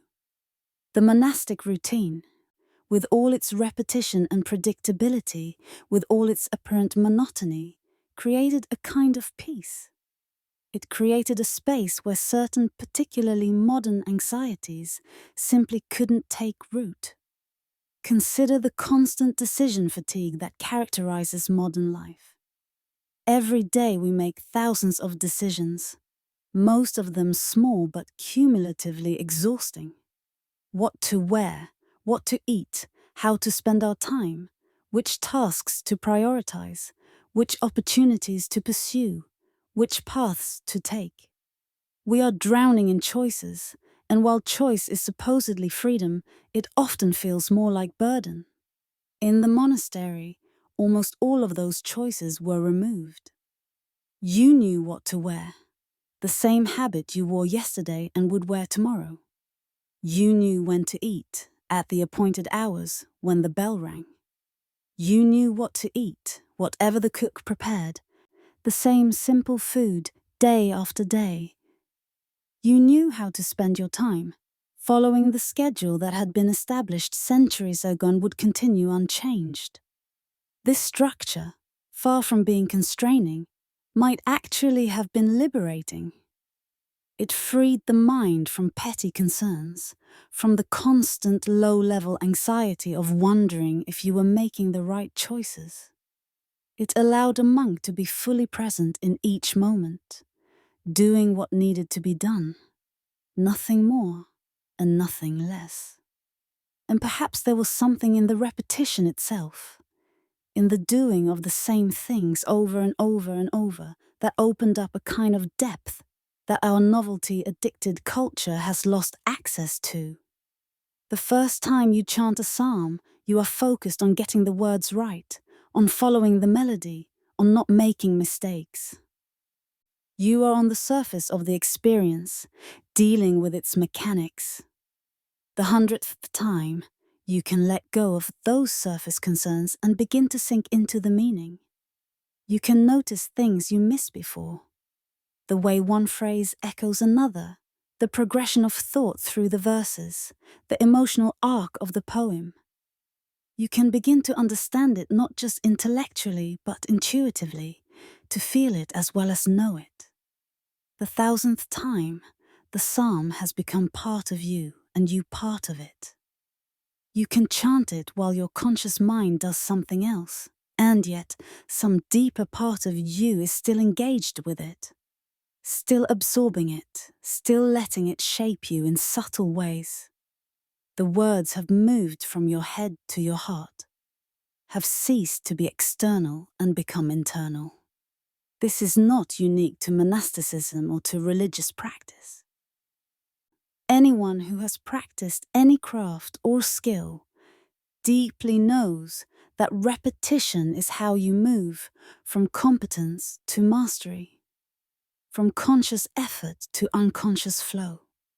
A musician practices scales for years, the same patterns of notes over and over, not because scales are inherently interdistinct, but because that repetition builds neural pathways, muscle memory, an embodied understanding that eventually allows true creativity and expression. An athlete repeats the same movements thousands of times. A tennis player hitting forehands, a basketball player shooting free throws, a gymnast practicing a routine. Each repetition is slightly different, so allowing for incremental improvements. But the basic form remains the same. And through this repetition, the movement becomes graceful, effortless, almost automatic in the best sense of that word. A craftsperson repeats the same techniques again and again. A potter centering clay on the wheel, a carpenter cutting dovetail joints, a calligrapher forming letters. The first attempts are clumsy, uncertain. But through hundreds and thousands of repetitions, the hands learn what the mind cannot fully articulate, and what was once difficult becomes natural. In the same way, the monks repeated their prayers and their work, not because they were simple-minded or unimaginative, not because they couldn't think of anything better to do, but because they understood that depth comes from repetition. That meaning emerges from the sustained attention to simple things.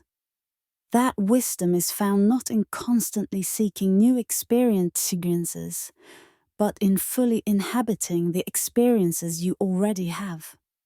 Modern culture tends to value the new over the familiar, the exciting over the calm, the fast over the slow. We are encouraged to maximize, optimize, never settle, always seek more and better and different. We are told that boredom is bad, that routine is stultifying, that doing the same thing day after day is a waste of our potential. But what if that's wrong? What if our addiction to novelty is actually preventing us from experiencing the deeper satisfactions that come from commitment, from showing up day after day, from letting something simple become profound through repetition? The monks understood something that we have largely forgotten: that routine can be sacred, that repetition can be transformative, that ordinary actions performed with attention and intention can become extraordinary. The bell rings and you go to pray, not because you feel inspired or because you expect some special experience, but simply because it's time to pray. You chant the Psalms, not because they're exciting or because you understand them fully, but because that's what you do at this hour.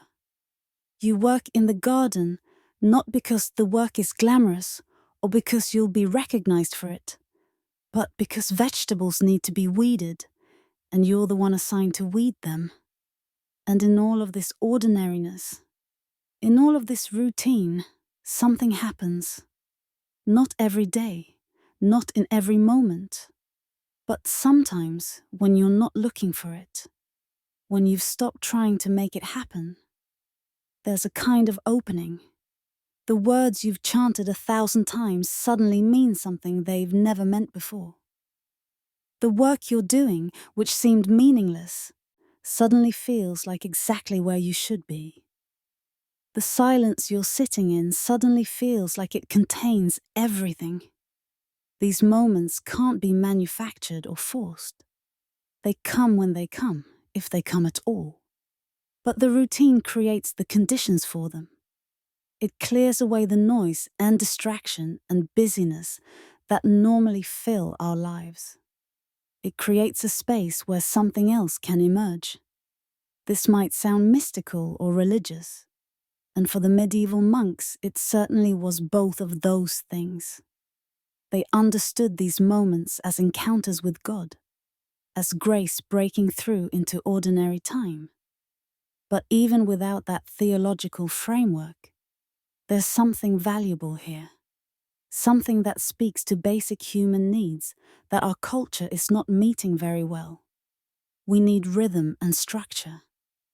We need practices that ground us, that connect us to something larger than our individual lives.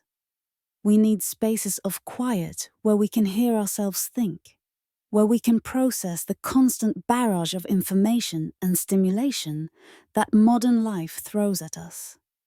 We need the permission to do simple things without having to justify them, without having to prove their productivity or usefulness or importance. The monastic routine provided all of this. It was a framework within which a human life could unfold with dignity and purpose, even if that purpose wasn't visible to outsiders, even if it didn't produce anything that could be measured or monetized or recognized by the world. And perhaps this is the ultimate answer to the question of what it was all for.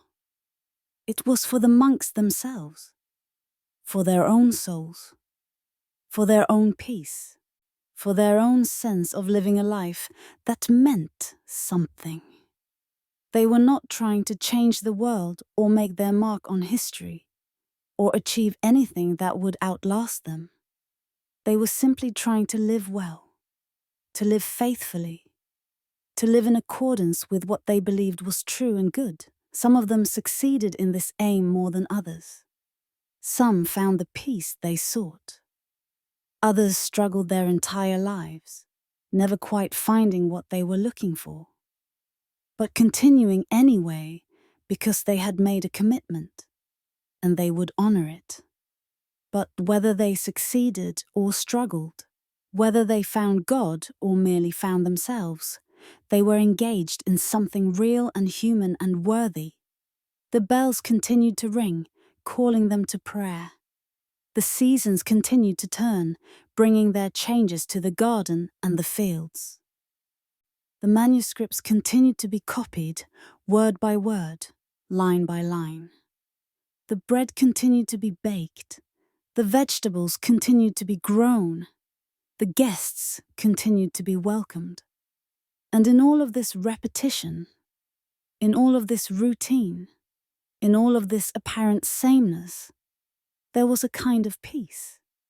Not the peace of having achieved something, not the peace of having arrived at some destination, but the peace of simply being, of existing in a rhythm that was larger than any individual life, of participating in something that had been going on for centuries and would continue for centuries more.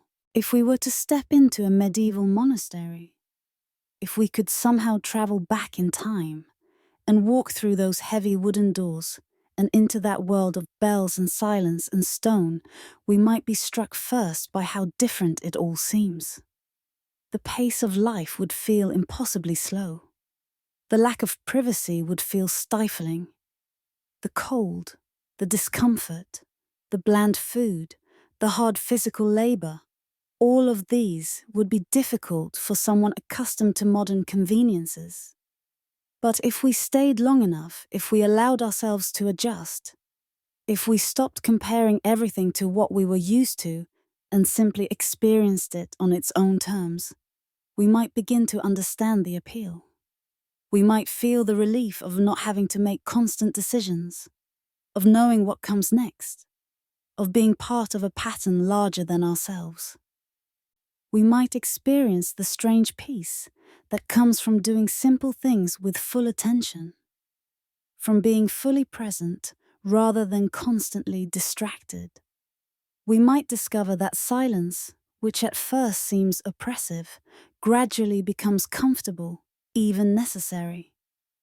That having space to think without interruption, to process experiences without immediately having to articulate them, to simply be without having to perform or produce or prove anything, is actually precious and rare. We might find that the Psalms, which at first seem repetitive and boring, gradually reveal depths we hadn't noticed. That the simple work of the garden or the kitchen or the scriptorium, which at first seems beneath us, gradually becomes satisfying in a way that more prestigious work never quite is. That the routine, which at first seems like a prison, gradually feels like freedom. Or we might not. We might never adjust, might count the days until we could leave, might be profoundly grateful that we don't have to live this way. Human beings are diverse, and a life that brings peace to one person might bring misery to another. There is no single right way to live, no one path that suits everyone. But even if we wouldn't want to live this way ourselves, there's something to learn from understanding how and why other people did. The medieval monasteries have largely disappeared from the modern world. Some monasteries still exist, still follow similar routines, but they are few in number, home to small communities that seem increasingly out of step with contemporary culture. The bells that once rang across the European countryside, ordering the hours of countless communities, marking time in a way that everyone could hear and understand, are mostly silent now. The daily round of 8 services, the careful balance of prayer and work, the life of silence and simplicity and routine, all of this has become almost unimaginable to most modern people. We live in a very different world now, a world of constant change and endless novelty, of individual choice and personal freedom, of comfort and convenience and instant gratification. In many ways, this is a better world. We live longer, healthier lives. We have opportunities that medieval people couldn't have imagined. We have freedoms of speech, of movement, of belief, of self-determination that were unknown in the Middle Ages. But we have also lost things. We have lost the sense of being embedded in communities and traditions larger than ourselves. We have lost the rhythm and structure that comes from shared practices and common commitments. We have lost the experience of depth that comes from sustained attention to simple things. We have lost the peace that comes from silence and stillness and stepping off the treadmill of constant productivity. The monastic life cannot simply be transplanted into the modern world. We cannot go back to the Middle Ages, and most of us wouldn't want to. But perhaps we can learn something from the monks, can take some small piece of their wisdom and apply it in our own context. Perhaps we can create our own routines, our own practices that ground us and give structure to our days. Perhaps we can seek out silence, carve out spaces of quiet in our noisy world. Perhaps we can practice sustained attention, committing ourselves to doing something simple again and again until it becomes profound. Perhaps we can slow down, can resist the constant pressure to do more and achieve more and experience more, can allow ourselves to simply be. The monks rose in the night and went to pray, day after day, year after year, for their entire adult lives. They chanted the same psalms, did the same work, ate the same meals, walked the same paths through the cloister. To someone looking in from outside, it might have seemed like nothing was happening, like their lives were being wasted on meaningless repetition. But for many of them, something was happening. Something deep and real and valuable. Something that couldn't be measured or quantified or explained to someone who hadn't experienced it. They were finding peace. They were finding meaning. They were finding, in the midst of routine and repetition, in the midst of what looked like boring monotony, something worth dedicating a life to. The bell rings at midnight, its deep bronze tone echoing through the darkness. In the dormitory, monks stir in their sleep, begin to wake. They rise from their simple beds, wrap their robes around themselves, make their way through dark corridors to the church. They take their places in the choir stalls, and they begin to chant, "O Lord, open my lips, and my mouth shall proclaim your praise." The psalms begin, the same psalms they chanted yesterday and will chant tomorrow. The same words that monks have been chanting in this place for centuries, that monks will chant here for centuries to come. If the monastery endures, the voices rise and fall, the ancient melodies floating in the darkness, the words speaking of mountains and rivers, of suffering and joy, of searching for God and finding God and losing God and searching again. This is what they do. This is all they do, really. They pray and they work and they pray again. They eat and they sleep and they rise and they pray. Day after day, year after year.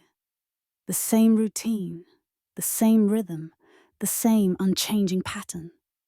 And yet, somehow, it is enough. For them, it is enough. The bell rings and they come. They chant the psalms, these ancient words that have been chanted for thousands of years, that will be chanted long after they are gone. They return to their work, to the simple tasks that need doing. They return to the silence, to the stillness, to the peace that they have found here, in this place apart from the world. The seasons turn. Spring comes with its green shoots and birdsong. Summer brings heat and long days of work in the fields. Autumn brings harvest and preparation for winter. Winter brings cold and darkness and the bare branches of trees against grey skies. And through it all, the routine continues. 8 times a day, the bell rings. 8 times a day, they gather to pray. One monk dies, and another arrives to take his place. The community continues, the monastery endures. The prayers go on, the work goes on, the cycle repeats. This is monastic time, measured not by progress or achievement, but by return, by the eternal coming back to the same place, the same prayers, the same simple acts. In our modern world, we measure time differently. We think of time as linear, as moving forward towards some future goal. We think in terms of progress, of getting somewhere, of achieving something. We are always looking ahead, always planning, always trying to get to the next thing. But monastic time is circular. It returns to the same point over and over. Morning prayer leads to work, leads to midday prayer, leads to more work, leads to evening prayer, leads to sleep. And then the bell rings at midnight, and the cycle begins again. Advent leads to Christmas, leads to ordinary time, leads to Lent, leads to Easter. And then Advent comes around again. The Psalms are chanted in order, from 1 to 150, and then you start over at 1. This circular time might seem like going nowhere, like being stuck. But it's not about going nowhere. It's about being here, fully here, in this moment, doing this task, saying this prayer. It's about depth rather than distance, about going deep into the present rather than racing toward the future. And so the monks continue. They rise in the darkness. They chant the psalms. They work in silence. They eat their simple meals. They walk in the cloister. They tend the garden. They copy manuscripts. They welcome guests. They care for the sick and the old. They bury their dead. They teach the young. They ring the bells. Day after day after day, year after year after year. For a lifetime, for many lifetimes, for centuries. The monastery endures. The prayers continue. The routine remains unchanged. The bells keep ringing, marking the hours, dividing the day, ordering time according to a rhythm that is older than any living person, that will outlast them all. This is how medieval monks spent their days, in prayer and work, in silence and community, in routine and repetition, in the constant return to the same simple acts, done with the same attention, offered with the same intention, day after day, until those simple acts became sacred, until the routine itself became holy, until the monotony revealed itself to be not empty but full, not meaningless but pregnant with meaning, not dead but alive with a life that operates on a different scale than ordinary human life. The bell rings, they rise, they pray, they work, they eat, they sleep, and in the morning the bell rings again, and the cycle begins anew, forever and ever, world without end. Amen.